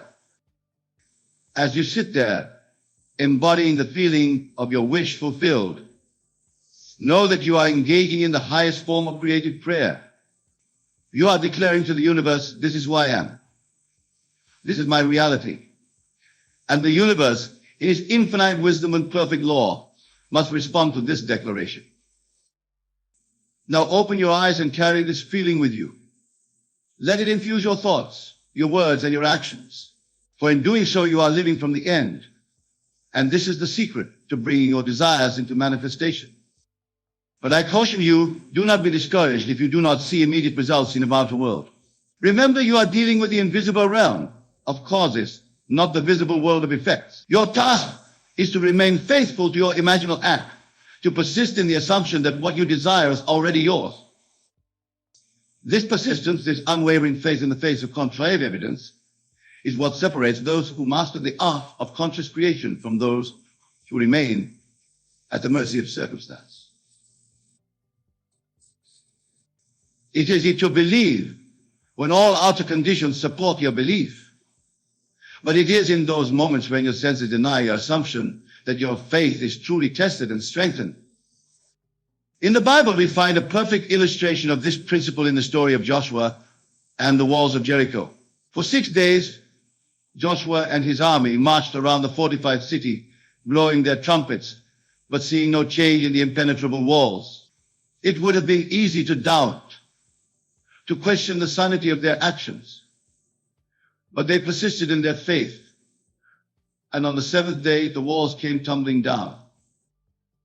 This, my dear friends, is the power of persistent assumption. The walls in your life, whether they be financial limitations, health challenges, or relationship obstacles, are no more real or permanent than the walls of Jericho. They are simply projections of your past assumptions and beliefs. And just as Joshua's persistent faith brought down physical walls, your unwavering belief in your desired state will cause the walls in your life to crumble and fall.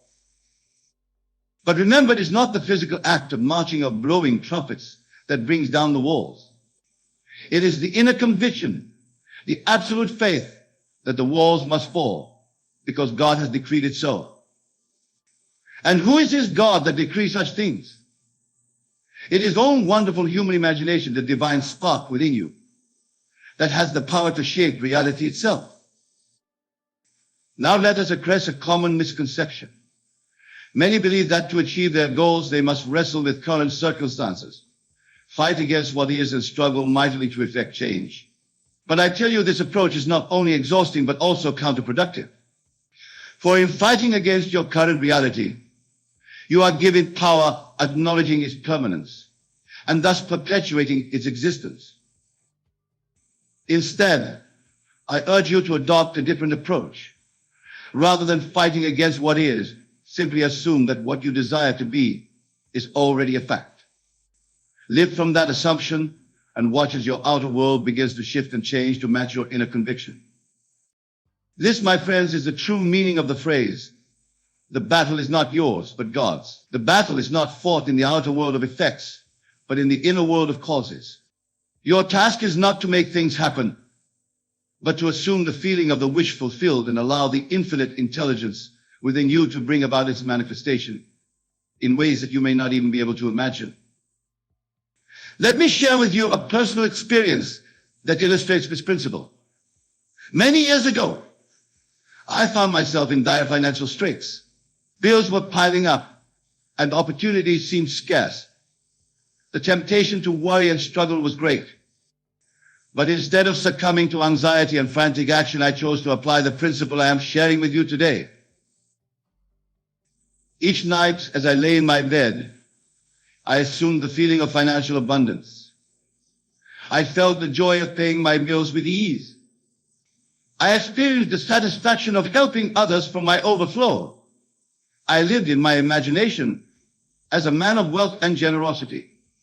I persisted in this assumption, night after night, regardless of the seeming lack in my outer world.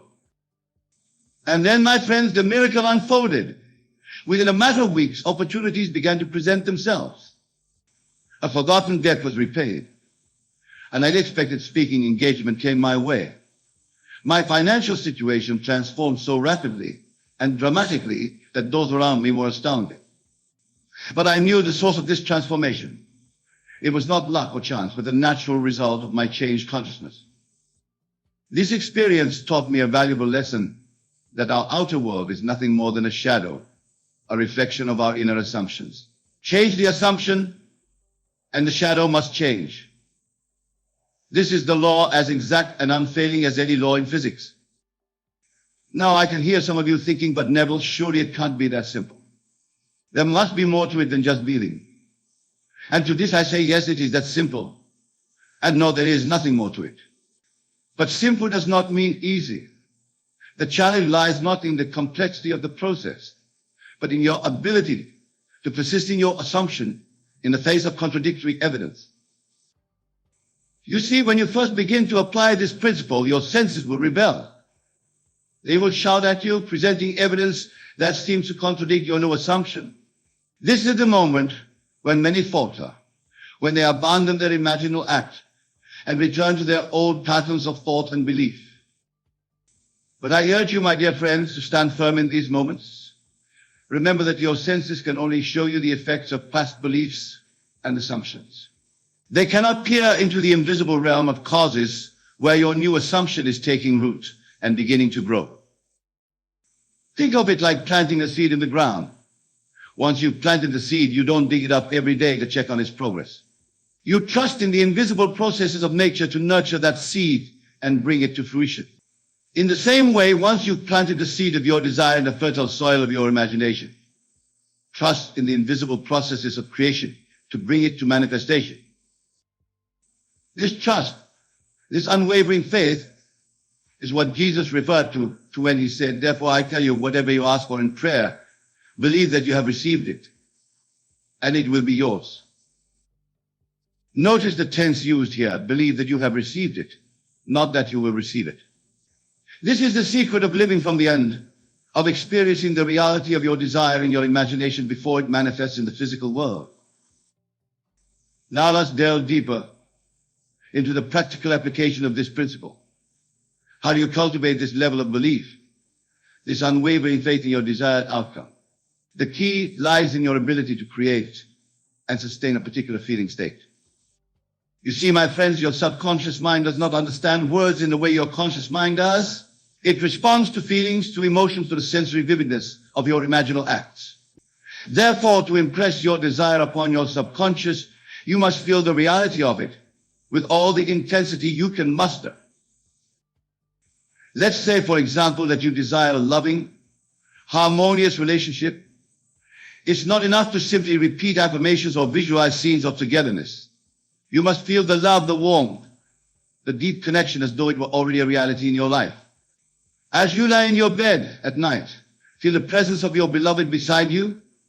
Experience the comfort of their embrace, the sound of their loving words, the joy of shared laughter. Make this imaginal act so real, so vivid, that when you open your eyes, you're almost surprised to find yourself alone. This is the level of sensory vividness, of emotional intensity, that impresses your desire upon your subconscious mind and sets the wheels of manifestation in motion. But remember, this is not a one-time exercise. You must return to this state night after night, regardless of what your outer circumstances may be showing you. For it is your persistence, your ability to maintain your assumption in the face of contrary evidence that demonstrates your faith and brings your desire into manifestation. Now, some of you may be wondering, but what if I can't sustain this feeling? What if doubts creep in? My dear friends, doubts are natural. They are the protest of your senses, the habits of your old consciousness asserting themselves. Do not fight these doubts, for in fighting them, you give them power.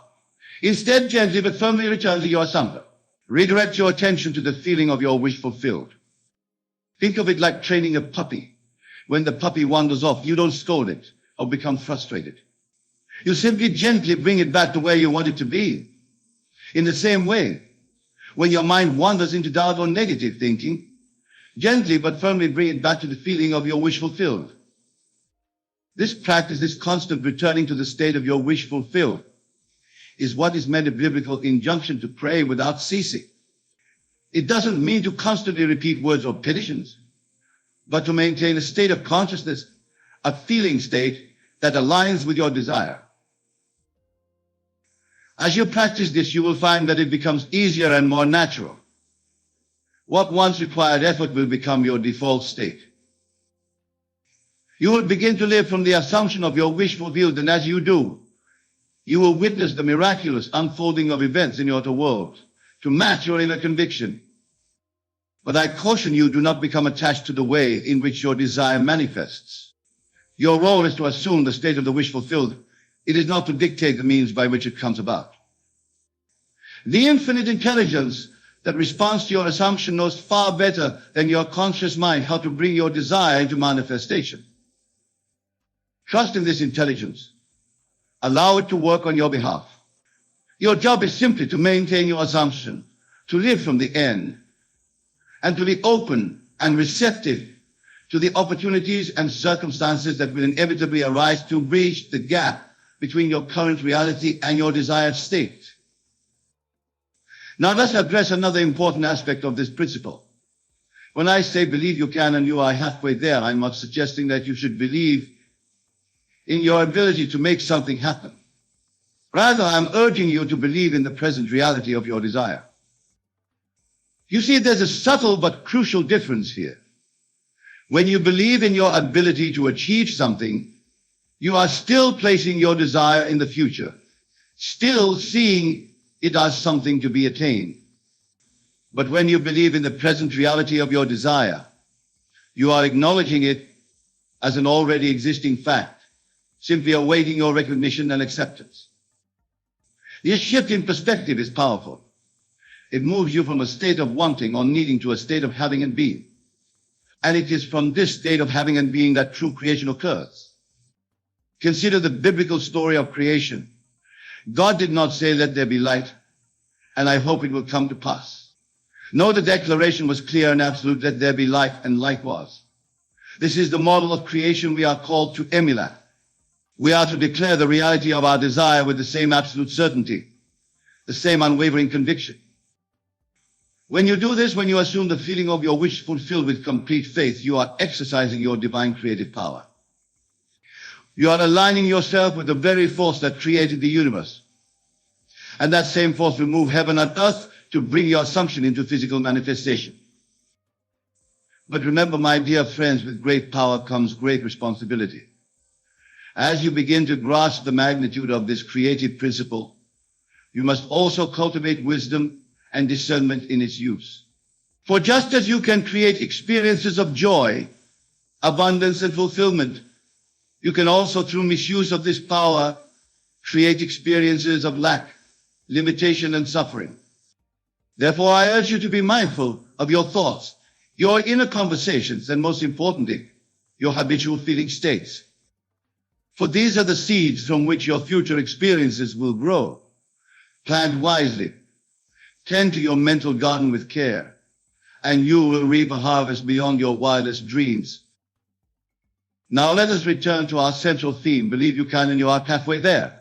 As we've explored, this belief is not a mere intellectual assent to a possibility. It is a profound, unshakable knowing, a state of consciousness that aligns you with the creative power of the universe. When you truly believe, when you live from the assumption of yours fulfilled, you set in motion forces beyond your comprehension. You activate a law as certain as gravity, a principle as reliable as the rising and setting of the sun. This law, this principle is that consciousness is the only reality. And what you assume as truly your consciousness must inevitably express itself in your outer world. But here's a crucial point that many miss. The power lies not in the belief itself, but in the feeling that the belief engenders. Your subconscious mind, the faithful servant that brings your assumptions to life, responds not to words or mental images alone, but being associated with those words and images. This is why it's so important to make your imaginal acts as vivid and emotionally charged as possible. When you imagine your desire fulfilled, feel the joy, the gratitude, the sense of accomplishment that would accompany its realization. Let these feelings permeate your entire being, for it is these feelings that impress your desire upon your subconscious and set the wheels of manifestation in motion. Now, some of you may be thinking, but Neville, I've tried this before, and it didn't work. To this, I say, examine the nature of your attempt. Did you truly live from the end, consistently maintaining the feeling of your wish fulfilled? Or did you merely engage in periodic visualization or affirmation, all the while holding on to your old beliefs and assumptions? You see, my friends, this principle is not a technique to be applied sporadically. It is a way of life, a fundamental shift in how you relate to reality itself. It requires persistence, patience, and above all, faith. Not blind faith in some external power, but faith in the creative power of your own consciousness. Let me share with you another personal experience that illustrates this point. Many years ago, I found myself in New York, broke and unemployed, longing to return to my home in Barbados. But I had no money for passage, and my family, struggling themselves, could not help me. Instead of succumbing to despair, I applied the principle we're discussing today. Each night as I lay in my bed, I assumed the feeling of being in Barbados. I felt the tropical breeze on my skin, heard the familiar sounds of my homeland, experienced the joy of reuniting with my family. I lived in my imagination as though I were already there. I persisted in this assumption night after night, regardless of my outer circumstances. And then, my friend, the miracle unfolded. Within a matter of weeks, I received a letter from my brother containing the exact amount of money I needed for my passage home. The circumstances that led to this were so unlikely, so unexpected, that to the outside observer, it would have seemed like pure chance or coincidence. But I knew better. I knew that this was the natural, inevitable result of my changed consciousness. By assuming the feeling of my wish fulfilled, I had set in motion a series of events that led to its physical manifestation. This experience taught me a valuable lesson that our outer world is infinitely more malleable, more responsive to our inner state than we have been led to believe. It showed me that when we change our concept of self, when we assume a new state of consciousness, the entire universe conspires to reflect back to us that new self-concept. Now, I want to address a question that often arises when I share these teachings. Many ask, but what about other people? Surely we can't control their actions or decisions. And to this I say, you are not seeking to control others. You are aligning yourself with a state of consciousness in which your desire is already fulfilled. And in doing so, you will find that people and circumstances naturally arrange themselves to match your assumption.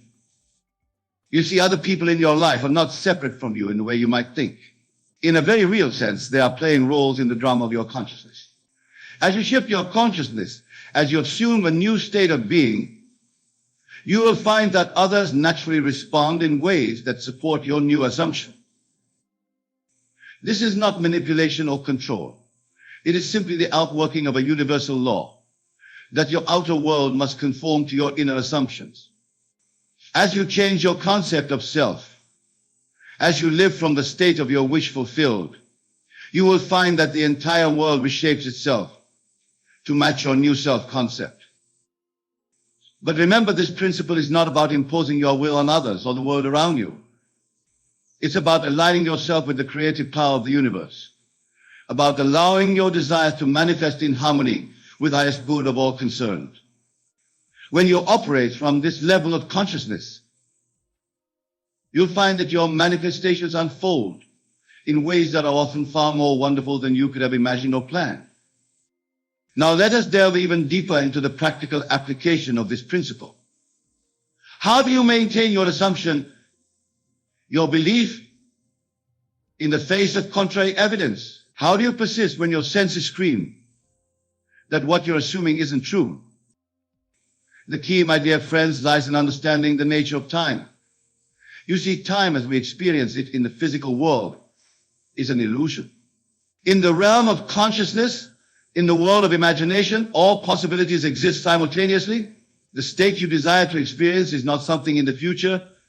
It exists now in this eternal present moment. Your task is simply to shift your consciousness to align with that state. Think of it like tuning a radio.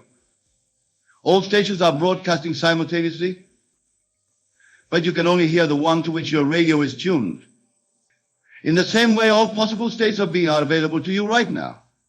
By assuming the feeling of your wish fulfilled, you are tuning your consciousness to the frequency of desire. But here's the crucial point: you must stay tuned to that frequency. You must persist in your assumption, regardless of what your senses or your current circumstances are telling you. This persistence, this unwavering faith is what bridges the gap between your current reality and your desired state. Now, I can hear some of you thinking, but Neville, this sounds like self-deception. Aren't we just fooling ourselves? To this I say, what you call self-deception is actually the highest form of truth. For in assuming the feeling of your wish fulfilled, you are isling yourself a reality that already exists in the realm of infinite possibilities. Remember, your current reality is nothing more than the outpicturing of your past assumptions and beliefs. It has no more permanence or reality than the state you desire to experience. The only difference is that you have in your giving the power of your belief far beyond the panificity. But the moment you shift your belief, the moment you begin to live from the assumption of your wish fulfilled, you set in motion a new sequence of events. You activate a new pattern of manifestation. And if you persist in this new assumption, it must inevitably express itself in your outer world. This, my friends, is the true meaning of faith. It is not blind belief in something unseen. It is the evidence of things not seen, the substance of things hoped for. When you have true faith, when you live from the state of your wish fulfilled, you are not hoping for something to happen in the future. You are acknowledging a reality that already exists and allowing it to express itself in your experience. Now let me address another common concern. Many ask, what if my desire does manifest immediately? What if I don't see results right away? To this I say patience, my dear friends. Remember, you are dealing with the invisible realm of causes, not the visible world of effects. When a farmer plants a seed, he doesn't dig it up every day to check on its progress. He trusts in the invisible processes of nature to nurture that seed and bring it to fruition. In the same way, once you've planted the seed of your desire in the fire of soil imagination, trust in the invisible processes of creation to bring it to manifestation. Your outer world may not change overnight, but I assure you the moment you assume a new state of consciousness, things begin to shift. Opportunities arise, circumstances align, people enter your life, all in service of bringing your assumption into physical reality. Your task is simply to persist in your assumption, to maintain the feeling of your wish fulfilled, regardless of appearances, for it is your persistence that demonstrates your faith, and it is your faith that moves mountains. Let me share with you one final thought on this subject. The phrase believe you can and you are halfway there implies a journey, a process of becoming. But I want you to understand that in the realm of imagination, in the world of consciousness, there is no journey. There is only being. When you truly believe, when you fully assume the state of your wish fulfilled, you are not halfway there. You are already there. The outer manifestation of your desire is simply the shadow catching up to the substance of your belief. This understanding liberates you from anxiety, from the constant striving and struggling that characterizes so much of human existence. It allows you to rest in the assurance that what you desire is already yours, already a fact in the realm of consciousness, simply awaiting your recognition and acceptance. So, my dear friends, as we conclude this discourse, I urge you to take these words to heart. Understand that you are not a helpless victim of circumstances, but a powerful creator, shaping your reality through the power of your assumptions and beliefs. Believe you can, yes, but more than that, believe you are. Assume the feeling of your wish fulfilled. Live from that assumption. Persist in that state of consciousness, regardless of appearances. And watch as the miracle of manifestation unfolds in your life. Remember, the world is yourself pushed out. What you see and experience is nothing more than the reflection of your own consciousness. Change your consciousness and you change your world. Go forth now armed with this knowledge, this understanding of your true creative power. Apply these principles in your life. Test them, prove them to yourself. For in doing so, you will discover the truth of who you really are. A divine being created in the image and likeness of God, with the power to shape your reality according to your highest ideals, thy deepest desires. Believe you can, and you are not just halfway there, you are already there, in the realm of pure potential, pure creativity. Your task now is simply to allow that inner reality to express itself in your outer world. Go in peace, go with power, go with the absolute assurance that what you desire is already yours. For in truth, it always has been. You need only to awaken to this reality and claim your divine inheritance. Thank you. And may your life be a living testimony to the creative power that resides within you. Consider for a moment, who are these them that occupy your thoughts? Are they not merely actors in the grand play of your consciousness? Every person in your world is you pushed out, reflecting aspects of your own states of being. To truly focus on yourself is to take full responsibility for your reality. It's understanding that what you see in others is a reflection of what exists within you. As you change your inner world, your perception of the outer world transforms. Letting go is not about pushing away or denying. It's about shifting your focus from the external to the internal. It's recognizing that all power lies within you, not in the actions or opinions of others. Imagine your consciousness as a garden. Every thought, every feeling is a seed planted in this fertile soil. When you focus on others, their actions, their words, their perceived slights, you're planting seeds of dependency, of reactivity, of limitation. But when you focus on yourself, on your own growth, your own desires, your own divine nature, you plant seeds of empowerment, of creativity, of limitless potential. The act of letting go is not something you do once and it's done.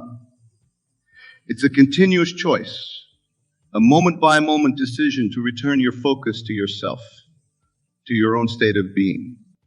As you practice this, you may find that situations and people that once triggered strong reactions in you begin to lose their power. This is not because they have changed, but because you have changed your relationship to them in your own consciousness. Remember, the outside world is dead. It has no power to affect you unless you give it life through your attention and belief. When you truly understand this, you'll see that there's nothing to let go of because there was never anything outside of you to hold on to in the first place. This understanding liberates you from the need for closure, for explanations, for apologies from others. You realize that true closure comes from within, from your decision to close the chapter in your own mind. As you focus on yourself, you may find old patterns and habits rising to the surface. Welcome these as opportunities for growth and transformation. Each trigger, each uncomfortable emotion is a signpost, guiding you to areas within yourself that are calling for your loving attention. This process of self-focus is not selfish. In fact, it's the most selfless thing you can do. For as you elevate your own consciousness, you automatically elevate the consciousness of the entire world. Remember, everyone in your world is you pushed out. As you transform, your world transforms with you. Letting go and focusing on yourself doesn't mean you stop interacting with others or caring about them. It means you interact from a place of wholeness, of self-containment, rather than from a place of need or dependency. Imagine yourself as a sun, radiating light and warmth.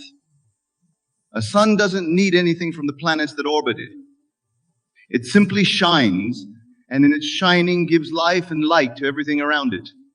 This is how you can be when you truly focus on yourself and let go of attachments to others. As you practice this, you may find that your relationships actually improve.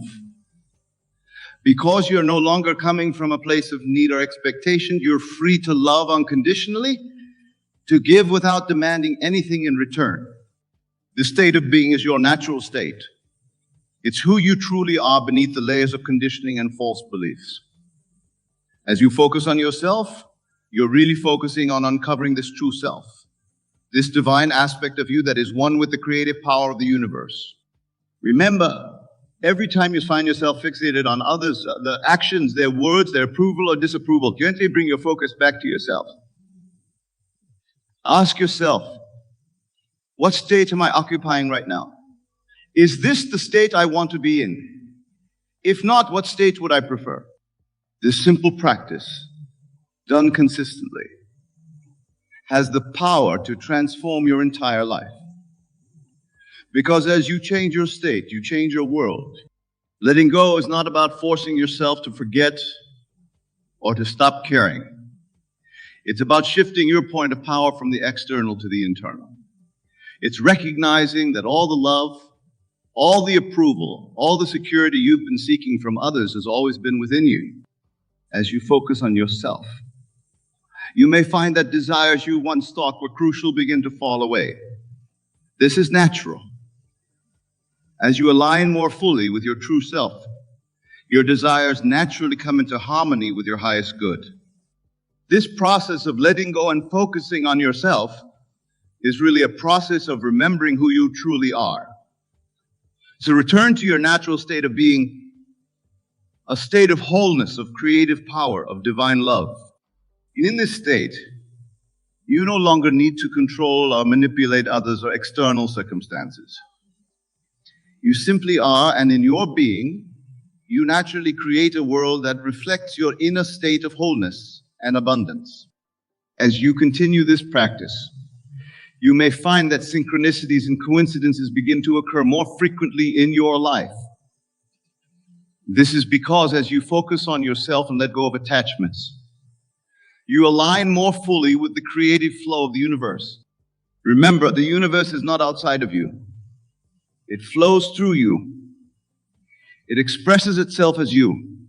As you focus on yourself, You're really focusing on the universe expressing itself through you in its unique and perfect way. This understanding eliminates any need for comparison or competition. Each person is a unique expression of the divine, playing their perfect part in the cosmic dance. As you focus on yourself, you allow others the freedom to be themselves, without your judgments or expectations. Letting go and focusing on yourself also means letting go of past identities and limiting self-concepts. You're not defined by your history, your achievements, or your failures. You are the awareness in which all these experiences arise. As you shift your focus to this awareness, this unchanging, I am at the core of your being, you free yourself from the limitations of your personal history. You open yourself to infinite possibilities. This shift in focus from the temporary to the eternal, from the changing to the unchanging, is the essence of spiritual awakening. It's the recognition that you are not a limited, separate self struggling in a world of others, but the infinite awareness in which all experience arises. From this place of self-focus, manifestation becomes effortless. You no longer need to manipulate external circumstances to get what you want.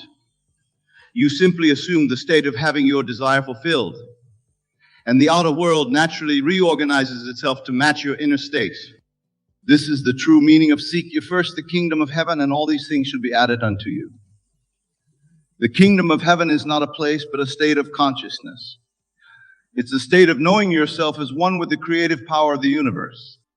As you focus on yourself in this way, letting go of attachments to others and to external circumstances, you may find that your entire perception of reality begins to shift.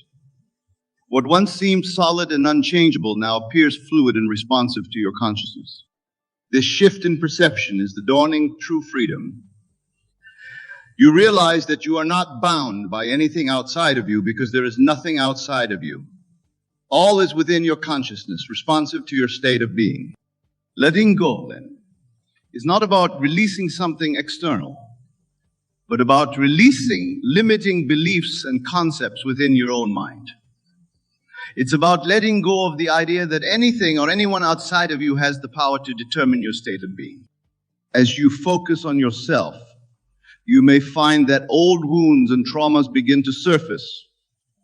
Welcome these as opportunities for healing and integration. Remember, you are not your wounds, your traumas, or your past experiences. You are the awareness in which these experiences arise. This understanding allows you to observe your experiences, even the painful ones, without becoming identified with them. You can acknowledge them, learn from them, and then let them go, returning your focus to your true self. The practice of self-focus and letting go is not about reaching a final destination. It's a continuous unfolding, a moment-by-moment choice to return to your true self, to your natural state of being. In this state, life becomes a joyful exploration rather than a struggle. You're no longer trying to get somewhere or become something. You're simply allowing the infinite potential within you to express itself in ever new and wonderful ways. Remember, every time you find yourself fixated on others or external circumstances, it's an opportunity to practice returning to yourself. It's a chance to ask, who am I beneath these thoughts and feelings? What is the unchanging awareness that's witnessing all of this? As you consistently return to this place of self-focus, you may find that the drama and conflicts that once seemed so important begin to lose their charge. This is not because you become indifferent, but because you've touched something deeper and more real within yourself. Letting go and focusing on yourself also means letting go of the need to control outcomes. You realize that true power doesn't come from controlling external circumstances, but from controlling your own state of consciousness. This understanding brings with it a profound sense of peace. You no longer need to struggle against the world or try to force things to happen. You simply focus on maintaining the state of consciousness that aligns with your desires, trusting that the outer world will adjust itself accordingly. As you practice this, you may find that your desires themselves begin to change.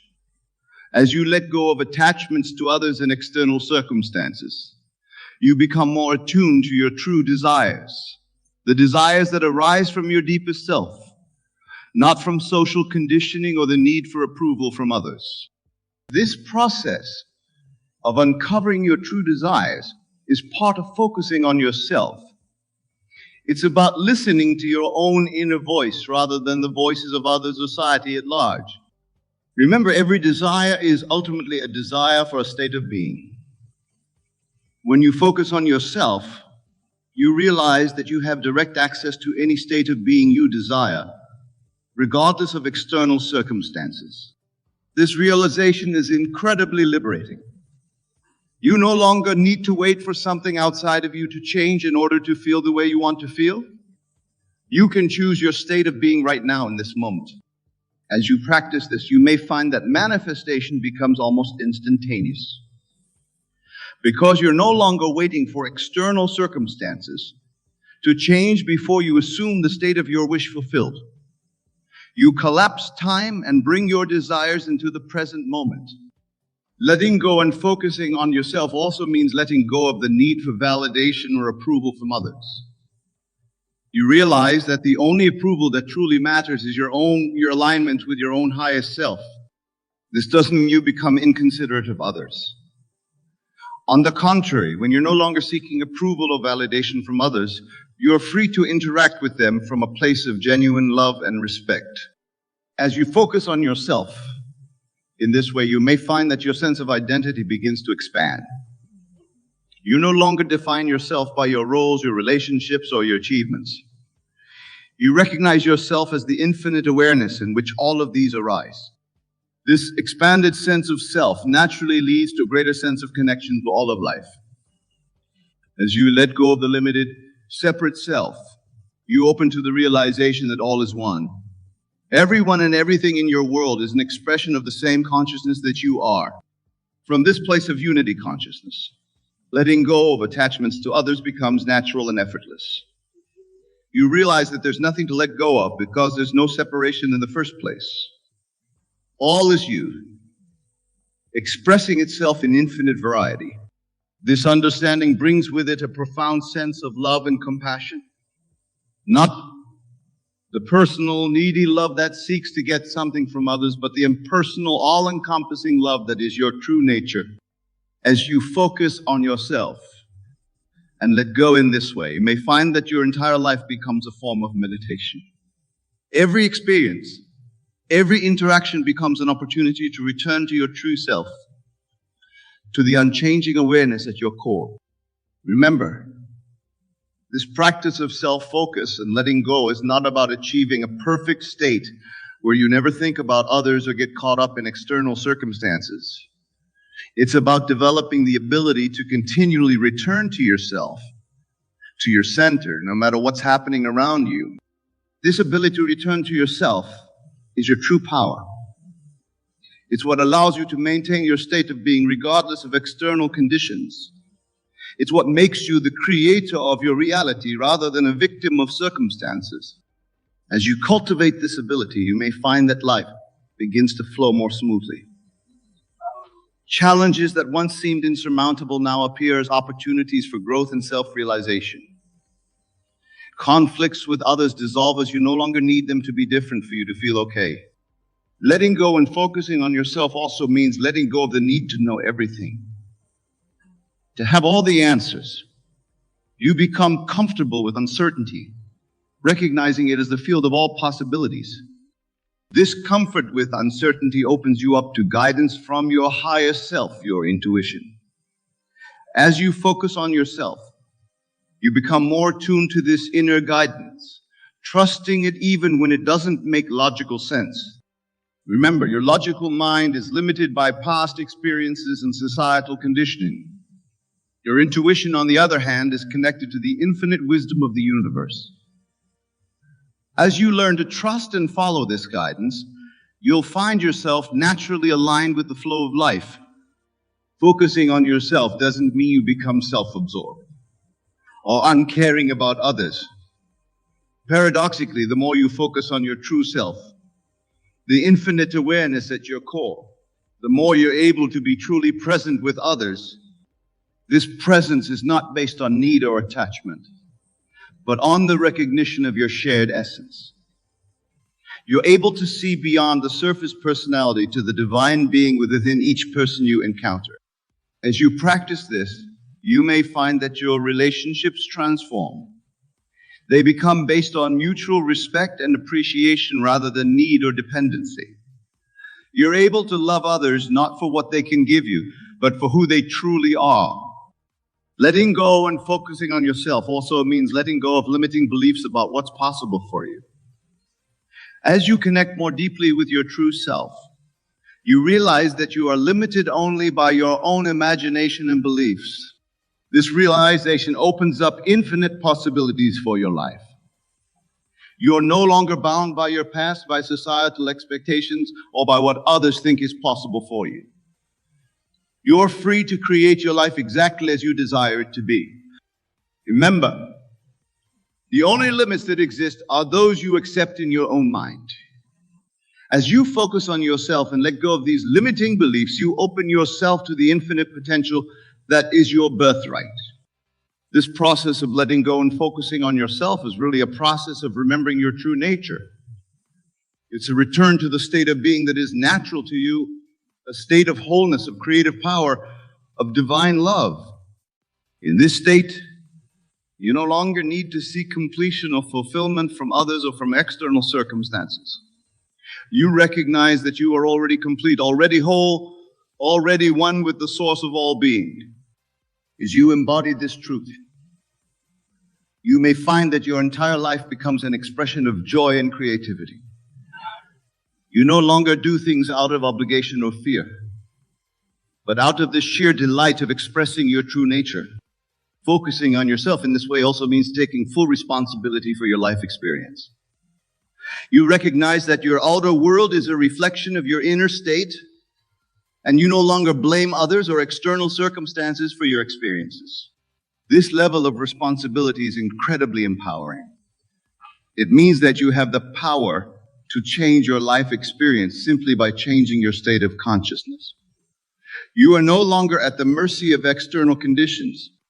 Remember, every experience you have is an opportunity to know yourself more deeply. To remember your true nature as the infinite, creative consciousness that is the source of all that is. As you focus on yourself in this way, letting go of attachments and limiting beliefs, you may find that your entire life becomes a grand adventure. Each moment becomes an opportunity to express more of your true nature, to bring more of heaven to earth. This is the true purpose of your life, not to achieve some external goal or to gain approval from others, but to fully express the divine potential within you. As you focus on this, everything else falls into place naturally and effortlessly. Letting go and focusing on yourself is ultimately about aligning with the flow of life, with the creative power of the universe that expresses itself as you. It's about getting out of your own way and allowing this power to move through you and obstruct it. As you practice this, you may find that life becomes more magical, more synchronistic. Things seem to fall into place without effort. Opportunities arise seemingly out of nowhere. This is because you're no longer resisting the flow of life, but moving with it. Remember, the universe is not separate from you. It flows through you, it expresses itself as you. As you focus on yourself and let go of resistances, you allow this flow to move through you more fully, bringing with it all that you need for the full expression of your divine nature. This understanding eliminates any sense of lack or limitation. You recognize that as an expression of the infinite, you have access to all that the universe has to offer. Your only task is to align your consciousness with this truth. Focusing on yourself and letting go is not a selfish act. It's the most selfless thing you can do. Because as you elevate your own consciousness, you automatically elevate the consciousness of the entire world. Remember, everyone in your world is you pushed out. As you transform, Your world transforms with you. This is how you can have the greatest impact on the world. Not by trying to change others or fix external conditions, but by focusing on your own state of being. By embodying the change you wish to see in the world. As you practice this, you may find that your sense of purpose becomes clearer. You recognize that your purpose is not something you need to find or achieve, but something you need to uncover by removing the layers of false beliefs and conditioned patterns that obscure your true nature. Your purpose is simply to be fully yourself, to express your divine essence in your unique way. As you focus on yourself and let go of attachments, you may find that your perception of time shifts. Past, present, and future collapse into the eternal now. And in this now, all things are possible. You realize that you don't need to wait for some future moment to be who you truly are or to have what you desire. You can embody your ideal state right now. This shift in perception eliminates the need for patience or waiting. You're no longer working towards some future goal, but fully embracing and expressing who you are in each moment. This is the state of living from the end, of experiencing your desire fulfilled now rather than hoping for it in some imagined future. Remember, every moment is a new beginning, a fresh opportunity to choose who you want to be. As you focus on yourself and let go of old patterns and beliefs, you open yourself to infinite possibilities. You're no longer bound by your past or limited by others' expectations. You're free to create your life anew in each moment. Letting go and focusing on yourself is ultimately about coming home to who you truly are. It's about recognizing your divine nature and allowing it to express itself fully through you. As you do this, you naturally inspire others to do the same, not through preaching or trying to change them, but simply by being fully yourself. In conclusion, remember that you are the operant power in your reality. As you focus on yourself and let go of attachments to others and external circumstances, you align with your true power as a divine creator. From this place of alignment, all things are possible. You are limited only by your imagination and your willingness to let go of who you think you are to become who you truly are. Let us begin by understanding that wealth, in its truest essence, is not about the accumulation of material possessions or the numbers in your bank account. True wealth is a state of being, a consciousness of abundance that permeates every aspect of your life. As I have always taught, your imagination is the God in man. And it is through your imagination that you can assume the state of wealth and bring it into your physical reality. Now you might ask, Neville, how do we act as if we are wealthy? How do we cultivate this consciousness of abundance? The answer, my beloved friends, lies in the understanding and application of the law of assumption. For you see, to act as if you are wealthy is not about pretending or deceiving yourself, but about assuming the natural state of abundance that is your birthright. Imagine, if you will, the wealthiest version of yourself. See this version of you moving through life with ease and confidence, free from financial worries, generously sharing your abundance, and living a life of purpose and fulfillment. Feel the peace, the joy, the sense of security that this wealthy self possesses. This is not a fantasy, my dear ones, but a reality that exists in the realm of infinite possibilities. Your task is to bring this reality into your present experience through the power of assumption. As you assume the state of being wealthy, you must maintain unwavering faith in this new self-concept. Remember, faith is nothing more than loyalty to unseen realities. The wealthy version of you exists, even if your physical senses cannot yet perceive it. Your faith in this unseen reality is what will bridge the gap between your current state and your desired state of wealth. Now, let us delve deeper into the practical application of acting as if you are wealthy through the law of assumption. The first step is to clearly define what wealth means to you. Perhaps financial freedom, the ability to travel the world, the power to make a difference in others' lives, or simply the peace of mind that comes with abundance. Whatever wealth means to you, define it with clarity and precision. Once you have identified your personal definition of wealth, create a vivid mental image of yourself embodying this state of wealth. See yourself confidently making financial decisions, generously giving to causes you care about, enjoying luxurious experiences, or simply living each day free from financial stress. Visualize yourself moving through the world with the ease and grace of someone who knows that abundance is their natural state. As you create these mental images, remember that you are not merely daydreaming or engaging in wishful thinking. You are, in fact, entering into the very state of consciousness that will manifest these realities in your physical experience. For consciousness is the only reality, and what you assume as true in your imagination must inevitably express itself in your outer world. Now, my dear friends, I must emphasize that this practice of assumption is not a one-time event, but a continuous process. Just as you would not expect a seed to grow into a mighty oak overnight, you must not expect instant results in your journey of embodying wealth. The key is persistence and patience. Each day, take time to enter into the state of consciousness of your wealthy self. Feel the naturalness of being this person. Experience the joy, the peace, the sense of abundance that comes with living a wealthy life. As you persist in this practice, you will find that your outer actions begin to align with this inner state. You may notice that you naturally begin to make choices that support your wealthy self-concept. You might find yourself drawn to opportunities for financial growth, feeling inspired to learn about investments, or experiencing a newfound confidence in your ability to create and manage wealth. These are not coincidences, my beloved, but the natural outward expressions of your inner assumption. Remember, the outer world is nothing more than a reflection of your inner state. As you assume the state of being wealthy, the universe must rearrange itself to match this assumption. This is the law, and the law always works.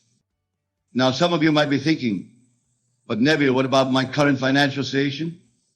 What if I'm struggling with debt or limited income? To this I say, do not be discouraged by temporary circumstances. They are merely the shadows of past thinking, and they hold no power over your future unless you give them that power through your attention and belief.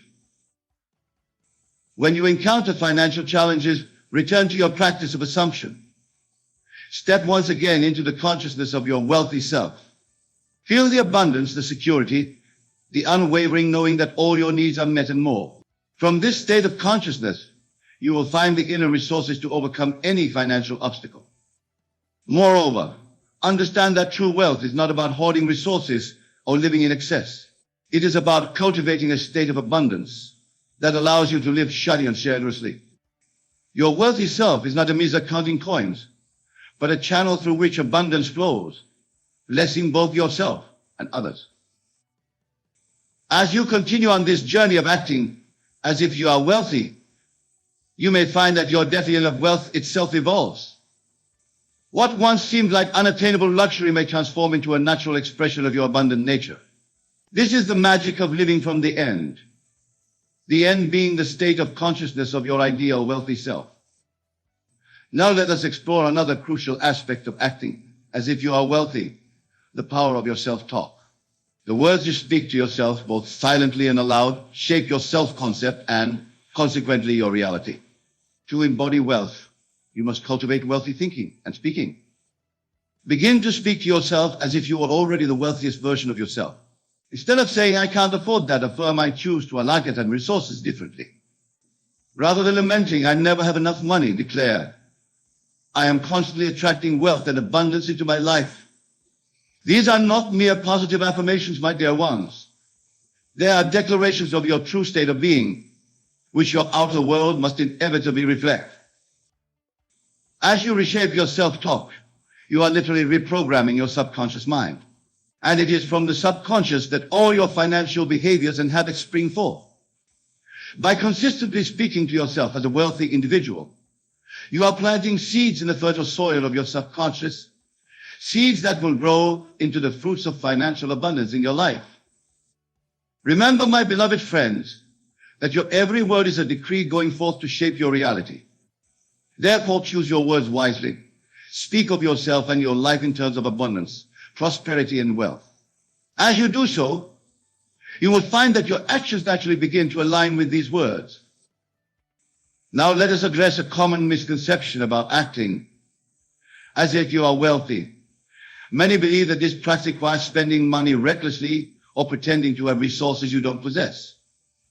But I tell you, true wealth consciousness is not about external displays, but about an inner know of your infinite worth and the abundance that is your birthright. Think of it this way.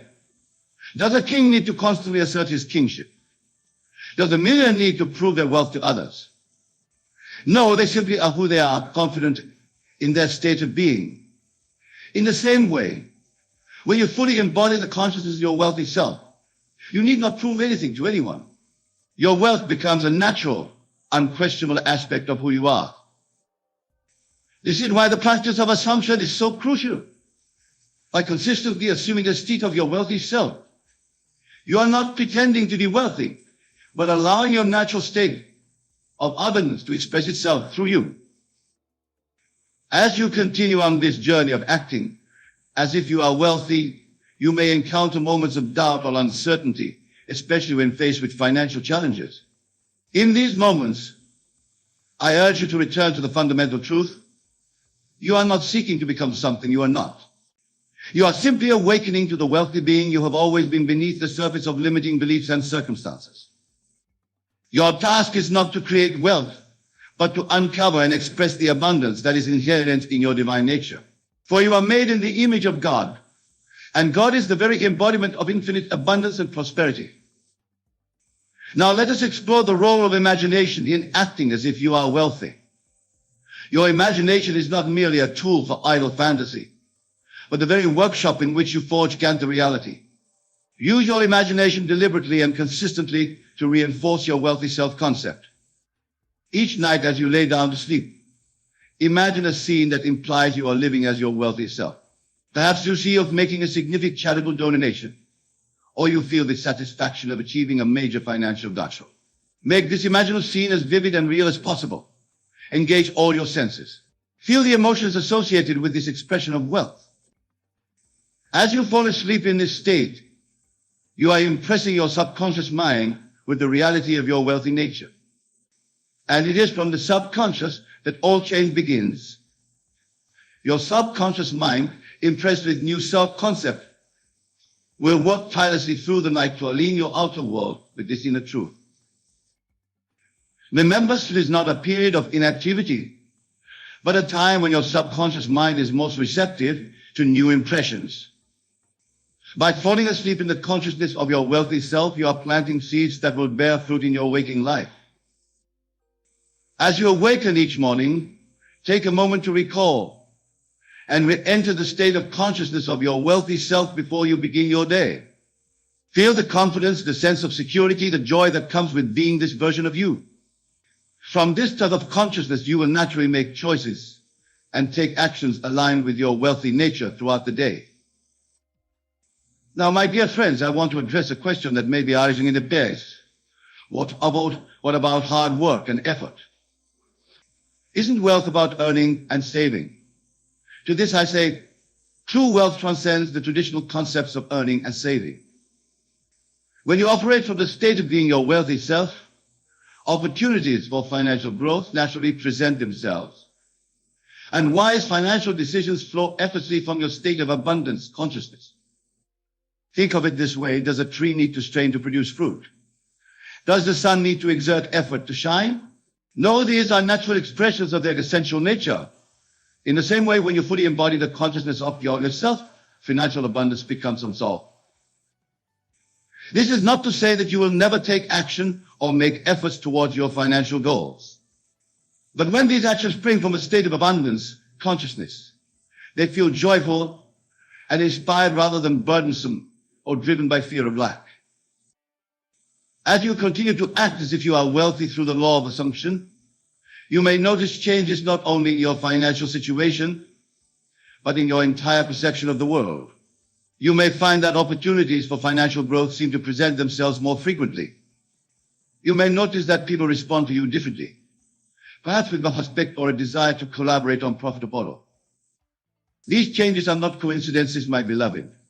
They are the natural result of your shifted state of consciousness. As you assume the state of being wealthy, the entire universe must rearrange itself to match this assumption. This is the power you wield as a creative being made in the image of God. Let us delve into another crucial aspect of acting. As if you are wealthy, the power of your emotional state. So emotions are the fuel that powers your assumptions and manifestations. To embody lasting wealth, you must cultivate the emotional state associated with being a wealthy individual.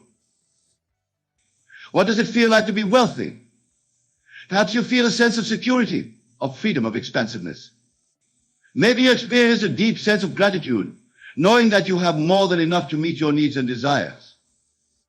Whatever these feelings are for you, begin to cultivate them deliberately. Throughout your day, take moments to check in with your emotional state. If you find yourself feeling anxious about money, worried about bills, or envious of others' wealth, pause and consciously shift into the emotional state of your wealthy self. Feel the abundance, the security, the joy that this version of you embodies. Remember, your emotional state is not dependent on your external circumstances. It is a choice you make moment by moment. By consistently choosing the emotional state of your wealthy self, you are reinforcing this state of being and making it your new normal. As you master the art of assuming the emotional state of your wealthy self, you will find that abundant thoughts and actions flow naturally from this state. You won't need to force yourself to make wise financial decisions or resist impulses of lack. The right choices will feel natural and effortless because they align with your assumed state of being. Now, my dear friends, I want to address a common concern that arises on the journey of embodying wealth. Many of you may worry about maintaining this state of wealth consciousness in the face of financial setbacks or unexpected expenses. But I tell you this, true wealth consciousness is not about the absence of financial challenges, but about your response to them. If you find yourself slipping into old patterns of lack-based thinking when faced with a financial hurdle, do not despair. Do not judge or criticize yourself. Simply observe without emotion, and then gently return to the state of consciousness of your wealthy self. Remember, every moment is a new opportunity to choose again, to reassume the state of being you desire. In fact, these moments of apparent financial stress are not setbacks at all, but opportunities for growth and deepening of your wealth consciousness. They allow you to practice returning to your desired state, strengthening your ability to maintain this state in the face of challenges. As you continue on this journey of acting as if you are wealthy, you may find that your entire concept of money begins to shift. The wealthy individual understands that money is not a limited resource to be hoarded, but a flow of energy that responds to consciousness. When you are fully aligned with your wealthy self, you may notice that money comes to you in unexpected ways. Opportunities for income may arise from surprising sources. This is not because the nature of money itself has changed, but because your relationship with money has transformed through your shifted state of consciousness. Moreover, the truly wealthy individual understands that wealth is not just about accumulation, but about circulation. As you embody wealth consciousness, you may find yourself inspired to give generously, to invest in others, to use your resources in ways that create value and abundance for all. This circulation of wealth not only blesses others, but also reinforces your own state of abundance. Now, as we near the conclusion of our exploration of acting as if you are wealthy, I want to remind you of a fundamental truth. The outer world is yourself pushed out. As you embody wealth within, you will find that your external circumstances naturally align to support your wealthy nature. You may notice that your environment begins to reflect your inner abundance. Opportunities for financial growth may seem to multiply. People may be drawn to your newfound sense of prosperity and seek to engage with you in mutually beneficial ways. These changes are not coincidences, my beloved. They are the natural outpicturing of your inner state. As within, so without. As you continue to assume the state of being wealthy, watch in wonder as your outer world transforms to match the inner reality.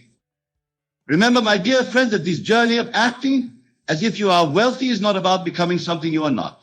It is about awakening to the abundant being. You have always been beneath the surface of fleece of limiting beliefs and financial circumstances. You are not creating wealth, but uncovering and expressing the wealth that is inherent in your divine nature.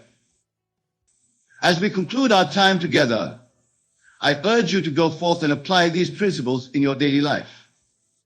Assume the state of being your wealthiest self. Feel it, live it, breathe it. Let every thought, word, and action spring from this state of being.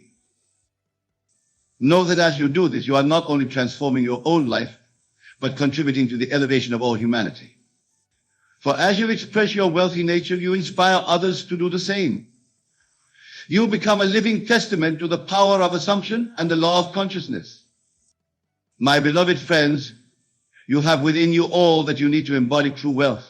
You are the operant power, the God in man. Go forth and express it in your life. Live from the end, embodying the wealthy being you desire to be. And remember, no matter what appearances may suggest, hold fast to your assumption. For your assumption, if persisted in, will harden into fact. The wealthy life you imagine is not a distant possibility, but a present reality waiting to be claimed. In closing, I want to emphasize that acting as if you are wealthy is not about arrogance or superiority.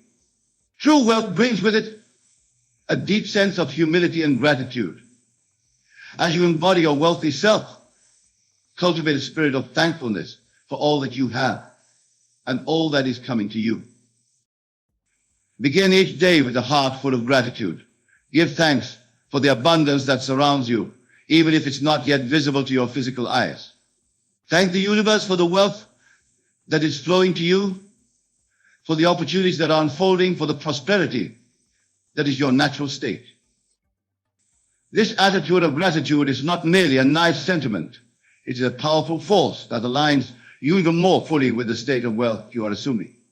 For in giving thanks for what you have, you open yourself to receive even more. As you move through your day, look for evidence of wealth and abundance all around you.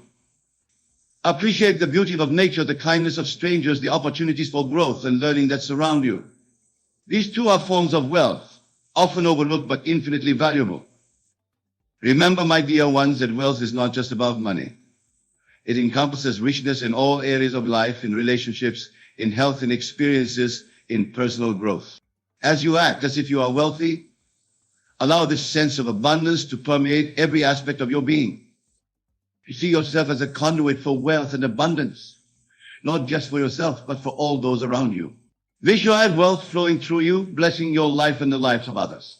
For true wealth is not diminished by sharing, rather it multiplies. As you interact with others, do so from your state of wealth consciousness. Treat everyone with kindness and respect, regardless of their apparent financial status. For in the realm of true wealth, all are equal, all are deserving of abundance. If you encounter those who seem to be struggling financially, do not pity them or see them as less fortunate. Instead, see the divine abundance within them waiting to be awakened. Your recognition of their inherent wealth can be a powerful catalyst for their own transformation. In your business dealings and financial transactions, operate from a place of integrity and abundance. Know that there is more than enough for everyone. Avoid the temptation to engage in scarcity-based thinking or unfair practices. True wealth consciousness knows that prosperity comes from creating value, not from taking advantage of others. As you make financial decisions, do so from the perspective of your wealthy self. Ask yourself, what would my wealthy self do in this situation? This doesn't mean being reckless or extravagant, but rather making choices aligned with your highest good and your state of abundance. If you find yourself hesitating to invest in yourself or your dreams, remember that your wealthy self knows the value of strategic investment. Whether it's education, experiences, or opportunities for growth, your wealthy self understands that these are not expenses, but investments in your continued prosperity. As you go about your daily life, pay attention to the quality of your thoughts and feelings about money and wealth. If you notice negative or limiting beliefs arising, gently but firmly replace them with thoughts aligned with your wealthy self. Remember, your thoughts are the seeds of your future reality. Practice speaking about money and wealth in positive, abundant terms. Instead of saying, I can't afford that, say, that's not a priority for me right now. Instead of complaining about bills, express gratitude for the services and goods you received. Your words have power. Use them to reinforce your state of wealth. In your interactions with money, treat it with respect but not reverence. Your wealthy self knows that money is a tool, a means to an end, not an end in itself. Handle your money with care, but don't be overly attached to it. Trust in the flow of abundance. As you embody your wealthy self, you may find yourself drawn to learn more about financial management, investing, and wealth creation. Embrace this desire for knowledge. Your wealthy self understands the value of financial literacy and continual learning. Remember, acting as if you are wealthy doesn't mean pretending to have material possessions you don't yet have. It's about embodying the state of consciousness of a wealthy individual. This state is characterized by confidence, peace, generosity, and a knowing that all your needs are abundantly met. As you persist in this practice, you may start to notice synchronicities and coincidences. That's the ultimates. Your new state of being. Perhaps unexpected opportunities arise, or you meet just the right person at just the right time. Welcome these occurrences as confirmation of your engagement with wealth consciousness. If you find yourself in environments or situations that seem to contradict your assumed state of wealth, do not let them shake your conviction. Instead, see them as opportunities to strengthen your assumption. Your wealthy self can move through any circumstance with grace and confidence, knowing that true wealth comes from within. In moments of doubt or fear about your financial future, return to the present moment. Your wealthy self knows that abundance is always available now. By fully occupying and appreciating the present, you open yourself to the infinite possibilities for wealth that exist in each moment.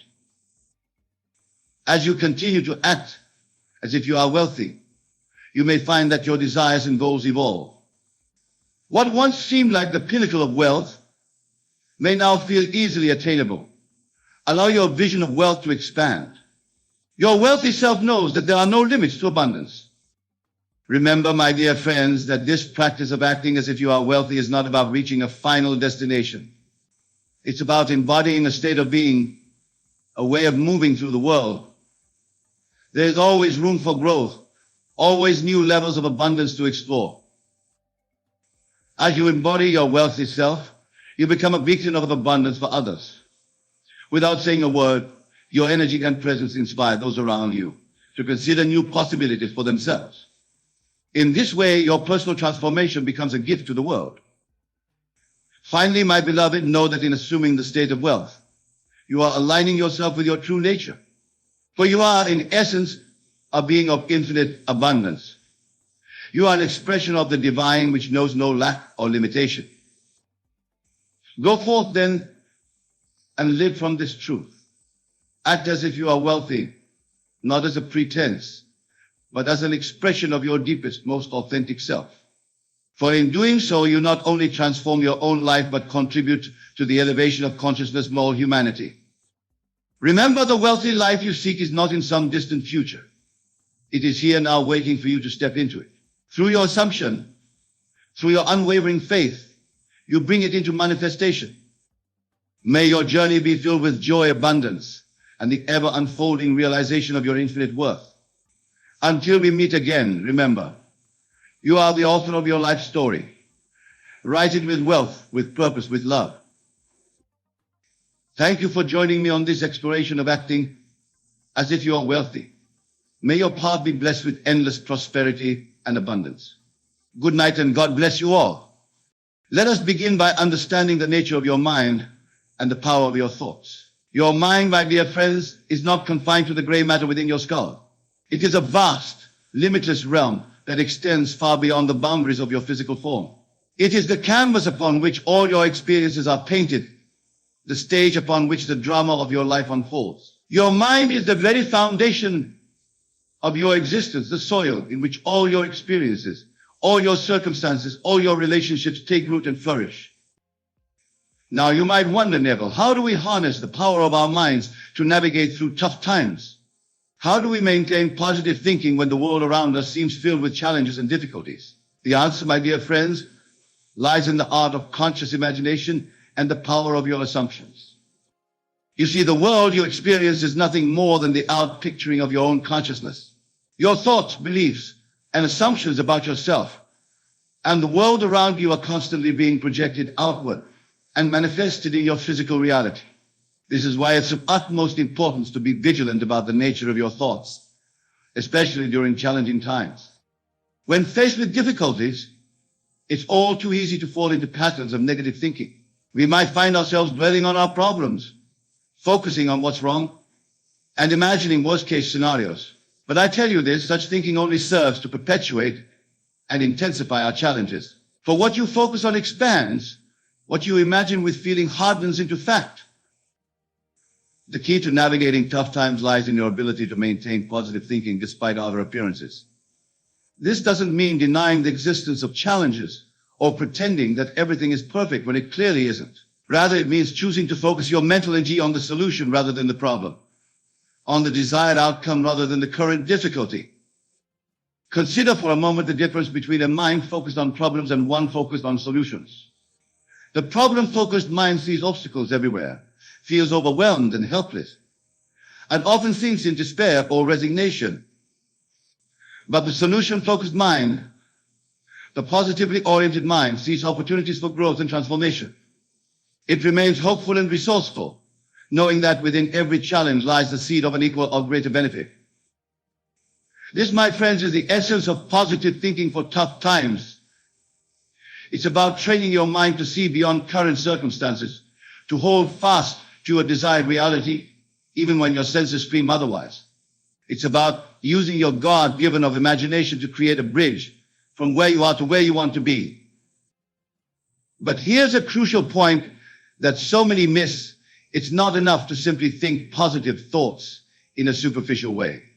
You must feel them, experience them in your imagination as if they were already real. For your subconscious mind, which is the builder of reality, does not differentiate between what you vividly imagine and what you physically may experience. When you consistently imagine yourself overcoming challenges, when you feel the relief and joy of problems solved, when you experience in your mind's eye the reality you desire, you are literally impressing this reality on your subconscious mind. And your subconscious mind, being the faithful servant that it is, then works tirelessly to bring this impression into your physical experience. Now you might be thinking, but Neville, how can I possibly feel positive when my circumstances are challenging? How can I imagine a better reality when my current reality seems so overwhelming? This, my dear listeners, is where the true work begins. This is where you must exercise your divine gift of choice, your power to select the thoughts and images you will entertain in your mind. Remember, you are not your circumstances. You are not your problems. You are not your past experiences. You are the awareness behind all these things. You are the chooser of your thoughts, the director of your mental activity. No matter how dire your circumstances may seem, you always have the power to choose your response, to select the thoughts you will focus on, the image you will play in the theater of your mind. This power of choice is your greatest gift, your divine inheritance. It is the key to maintaining positive thinking in tough times. For when you choose to focus on the positive, when you choose to imagine the solution, rather than dwell on the problem, you are aligning yourself with the creative power of the universe. You are tapping into the infinite reservoir of possibilities that exist beyond your current circumstances. But make no mistake, my friends, this is not about wishful thinking or naive optimism. This is about a deep, unshakable faith in the power of your own consciousness to shape your reality. It's about understanding that your outer world is a reflection of your inner world, and that by changing your inner world, your thoughts, beliefs, and assumptions, you inevitably change your outer world. Now let us explore some practical ways to maintain positive thinking during tough times. First and foremost, start your day with a conscious focus on the positive. Before you even open your eyes in the morning, take a few moments to imagine your day unfolding in the most beautiful, harmonious way possible. Feel the joy, the peace, the sense of accomplishment that comes with a day well lived. This simple practice sets the tone for your entire day, priming your mind to look for the positive in every situation. Throughout your day, be vigilant about the nature of your thoughts. When you catch yourself slipping into negative thinking patterns, gently but firmly redirect your focus to what you want to experience. If you find yourself worrying about a problem, immediately shift your attention to imagining the solution. See it clearly in your mind's eye. Feel the relief and satisfaction of the problem solved. Another powerful practice is to consciously look for the good in every situation, no matter how challenging it may seem. Remember, there are no negative experiences, only opportunities for growth and transformation. When faced with a difficulty, ask yourself, what's good about this? What can I learn from this? How can this situation serve my growth and evolution? By reframing challenges in this way, you maintain a positive mindset and open yourself to hear the hidden things within every experience. Gratitude is another potent tool for maintaining positive thinking during tough times. No matter how difficult your circumstances may be, there is always something to be grateful for.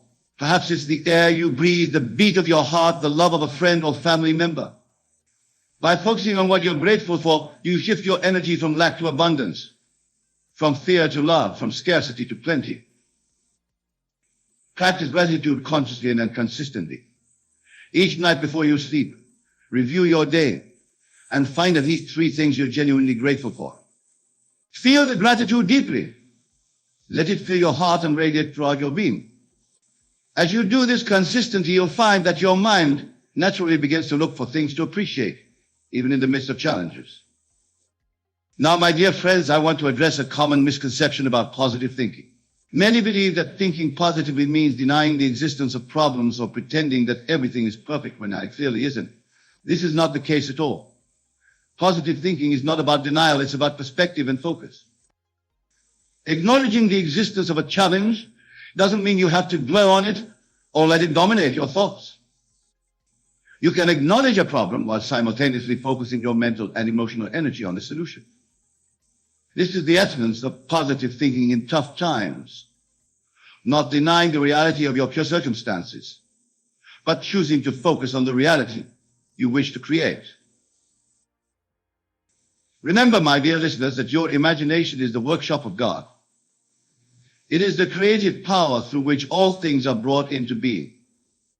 When you use your imagination to dwell on positive outcomes, to visualize solutions, to feel the joy and satisfaction of your desires fulfilled, you are literally co-creating with the divine. You are using the same creative power that brings worlds into existence. But here's a crucial point. Your imagination must be imbued with feeling. It's not enough to create cold, lifeless mental images. You must feel the reality of what you're imagining.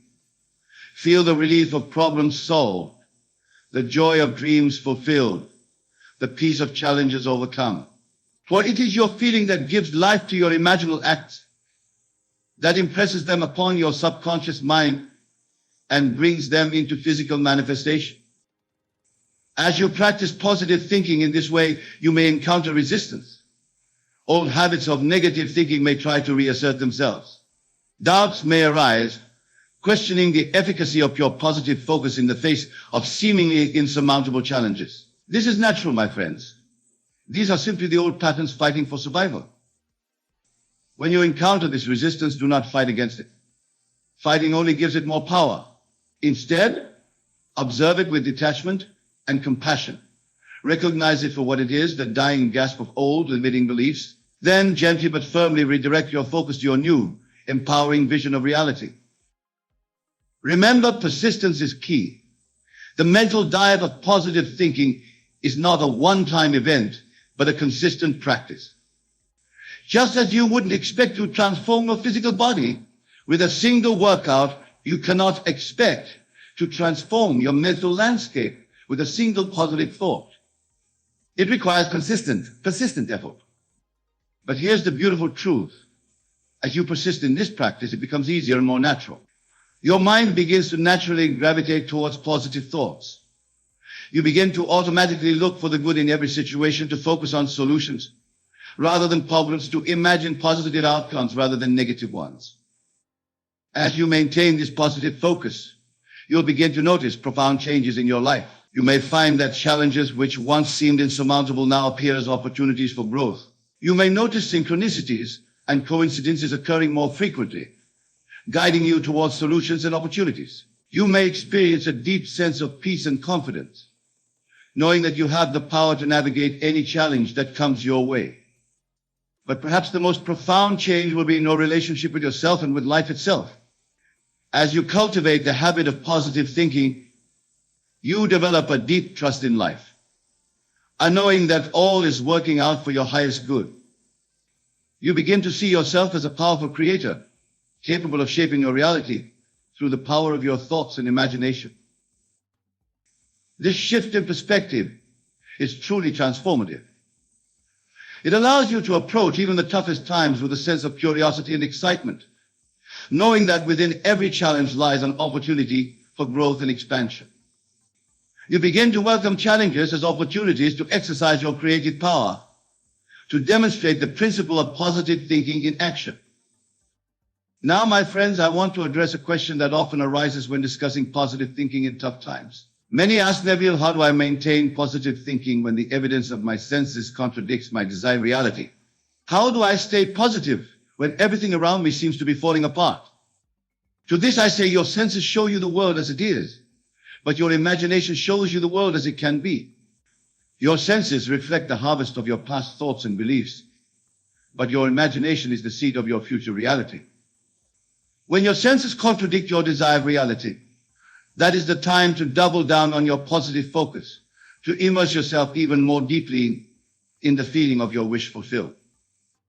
Remember, the physical world is malleable, responsive to your consciousness. It may take time for your outer world to reflect your new inner state, but be assured that as you maintain your positive focus, your world must reshape itself to match your new pattern thinking. During these times of apparent contradiction between your inner vision and your outer reality, is crucial to cultivate patience and faith. Patience to allow your new reality to unfold in divine timing, and faith in the absolute law that your consciousness creates your reality. Another powerful practice during tough times is to consciously choose your words. Your words are a direct reflection of your thoughts, and they have immense power to shape your reality. Be mindful of the language you use, both in your internal dialogue and in your conversations with others. Choose words that reflect the reality you wish to create, not the reality you wish to escape. Instead of saying, I'm struggling, say, I'm growing. Instead of this is a problem, say, this is an opportunity. Instead of I can't, say, how can I? These simple shifts in language can have a profound impact on your mental state and consequently on your experience of reality. Remember, my dear friends, that your words are like seeds. Plant them carefully and tend to them with positive attention, and they will grow into the reality you desire. Now, let us delve deeper into the mechanics of how positive thinking actually works to transform your reality, especially during tough times. You see, your subconscious mind, which is the seat of your habitual thinking and the builder of your body and your world, accepts as true whatever you feel to be true. It does not reason or argue with you. It simply accepts your feelings, your dominant thoughts, and your imagery as facts. When you consistently think positive thoughts, when you repeatedly imagine positive outcomes, when you persistently feel the joy and satisfaction of your desires fulfilled, you are literally reprogramming your subconscious mind. You are creating neural pathways in your brain, new patterns of thought and feeling that will inevitably manifest in your outer world. This is why it's so crucial to maintain positive thinking, especially during tough times, for it is during these challenging periods that your thoughts have the greatest creative power. When everything is going smoothly, it's easy to think positively. But when you can maintain a positive focus in the face of adversity, when you can hold fast to your vision of a better reality, despite contradictory circumstances, that is when you are exercising true creative power. Think of it this way: your current challenges are like clay in the hands of a sculptor. Through your positive thoughts and imaginings, you are molding this clay into the shape of your desired reality.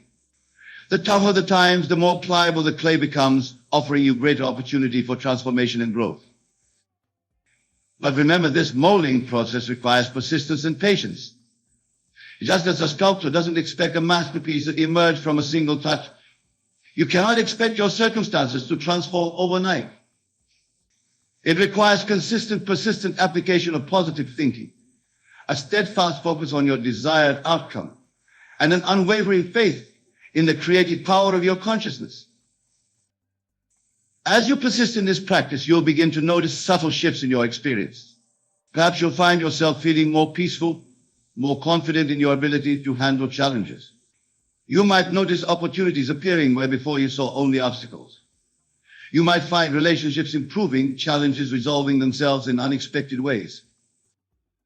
These shifts, no matter how small, are signs that your positive thinking is taking root, that your new patterns of thought are beginning to manifest in your outer world.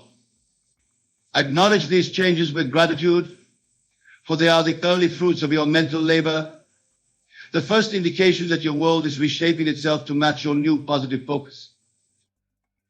Now, my dear listeners, I want to address another crucial aspect of maintaining positive thinking. Thinking more than just the importance of self-talk.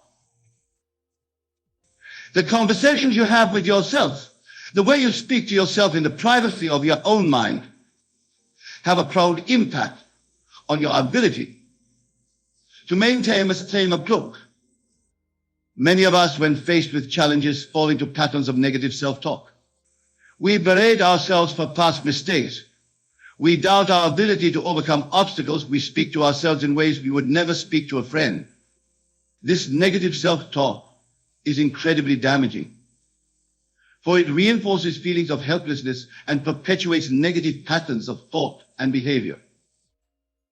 To maintain positive thinking during tough times, it's crucial to become aware of your self-talk and consciously choose to speak to yourself with kindness, encouragement, and compassion.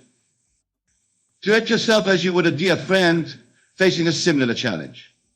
Offer yourself words of encouragement. Remind yourself of your past successes. Affirm your ability to overcome any obstacle.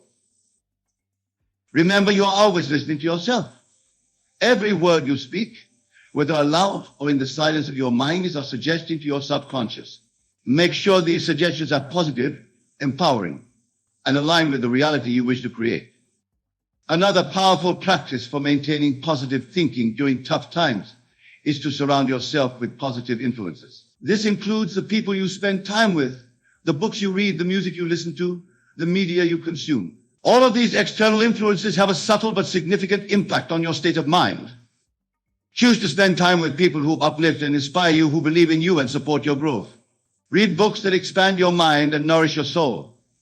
Listen to music that elevates your mood and energizes your spirit. Consume media that informs and inspires rather than that which sensationalizes negativity. Remember, your mind is like a garden. The thoughts you allow to take root will grow and bear fruit in your life. By surrounding yourself with positive influences, you're creating an environment that supports the growth of positive thoughts and beliefs. Now, my friends, I want to address a common challenge that many face when trying to maintain positive thinking during tough times: the opinion of others. Often, when we choose to maintain a positive outlook in the face of adversity, we may encounter skepticism or even ridicule from those around us. They may accuse us of being unrealistic, of burying our heads in the sand, of refusing to face reality. To this I say, your reality is not determined by the opinions of others, but by your own thoughts and beliefs. The world you experience is a reflection of your own consciousness, not the consciousness of others. Therefore, it matters not what others think of your positive attitude. What matters is that you remain true to your vision, steadfast in your positive focus. Remember, most people's opinions are based on their own limiting beliefs, their own fears and doubts. By maintaining your positive thinking despite their skepticism, you are not only transforming your own reality, but also showing them what's possible, inspiring them to raise their own level of thinking. Moreover, as you persist in your positive thinking, as your outer world begins to reflect your inner state of positivity, those same skeptics may find themselves amazed at your resilience, your ability to thrive in the face of adversity. Your example may inspire them to reconsider their own patterns of thought, to open themselves to the possibility of a positive way of living. Now let us delve even deeper into the practice of positive thinking during tough times. One powerful technique is to use your imagination to create a vivid, detailed scene that implies fulfillment of your desire, the resolution of your challenge. This scene should be one that would naturally occur if your desire were already realized.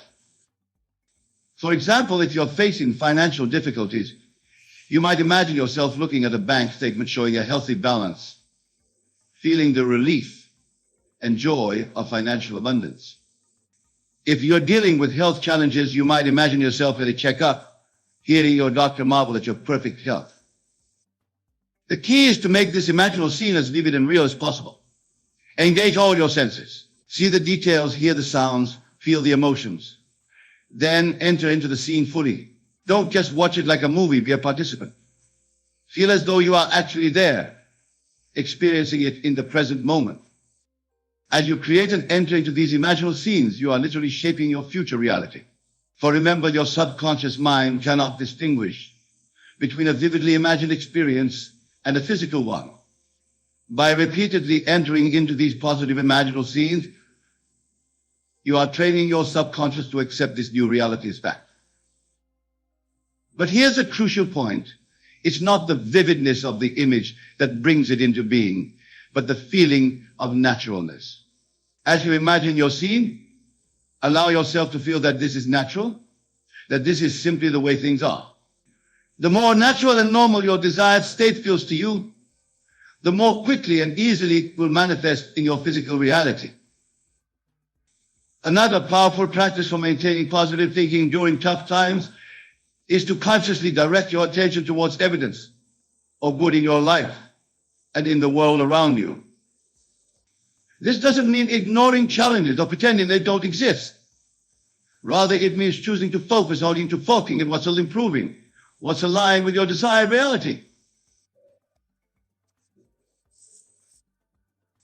Make it a daily practice to look for signs of progress, no matter how small. Celebrate every victory, every step forward. By doing this, you're training your mind to look for the positive, to focus on solutions rather than problems, to see opportunities rather than obstacles. Remember, what you focus on expands. By consciously directing your attention towards the good, you're literally expanding the presence of good in your life. You're creating a positive feedback loop where your focus on the positive creates more positive experiences, which in turn reinforce your positive thinking.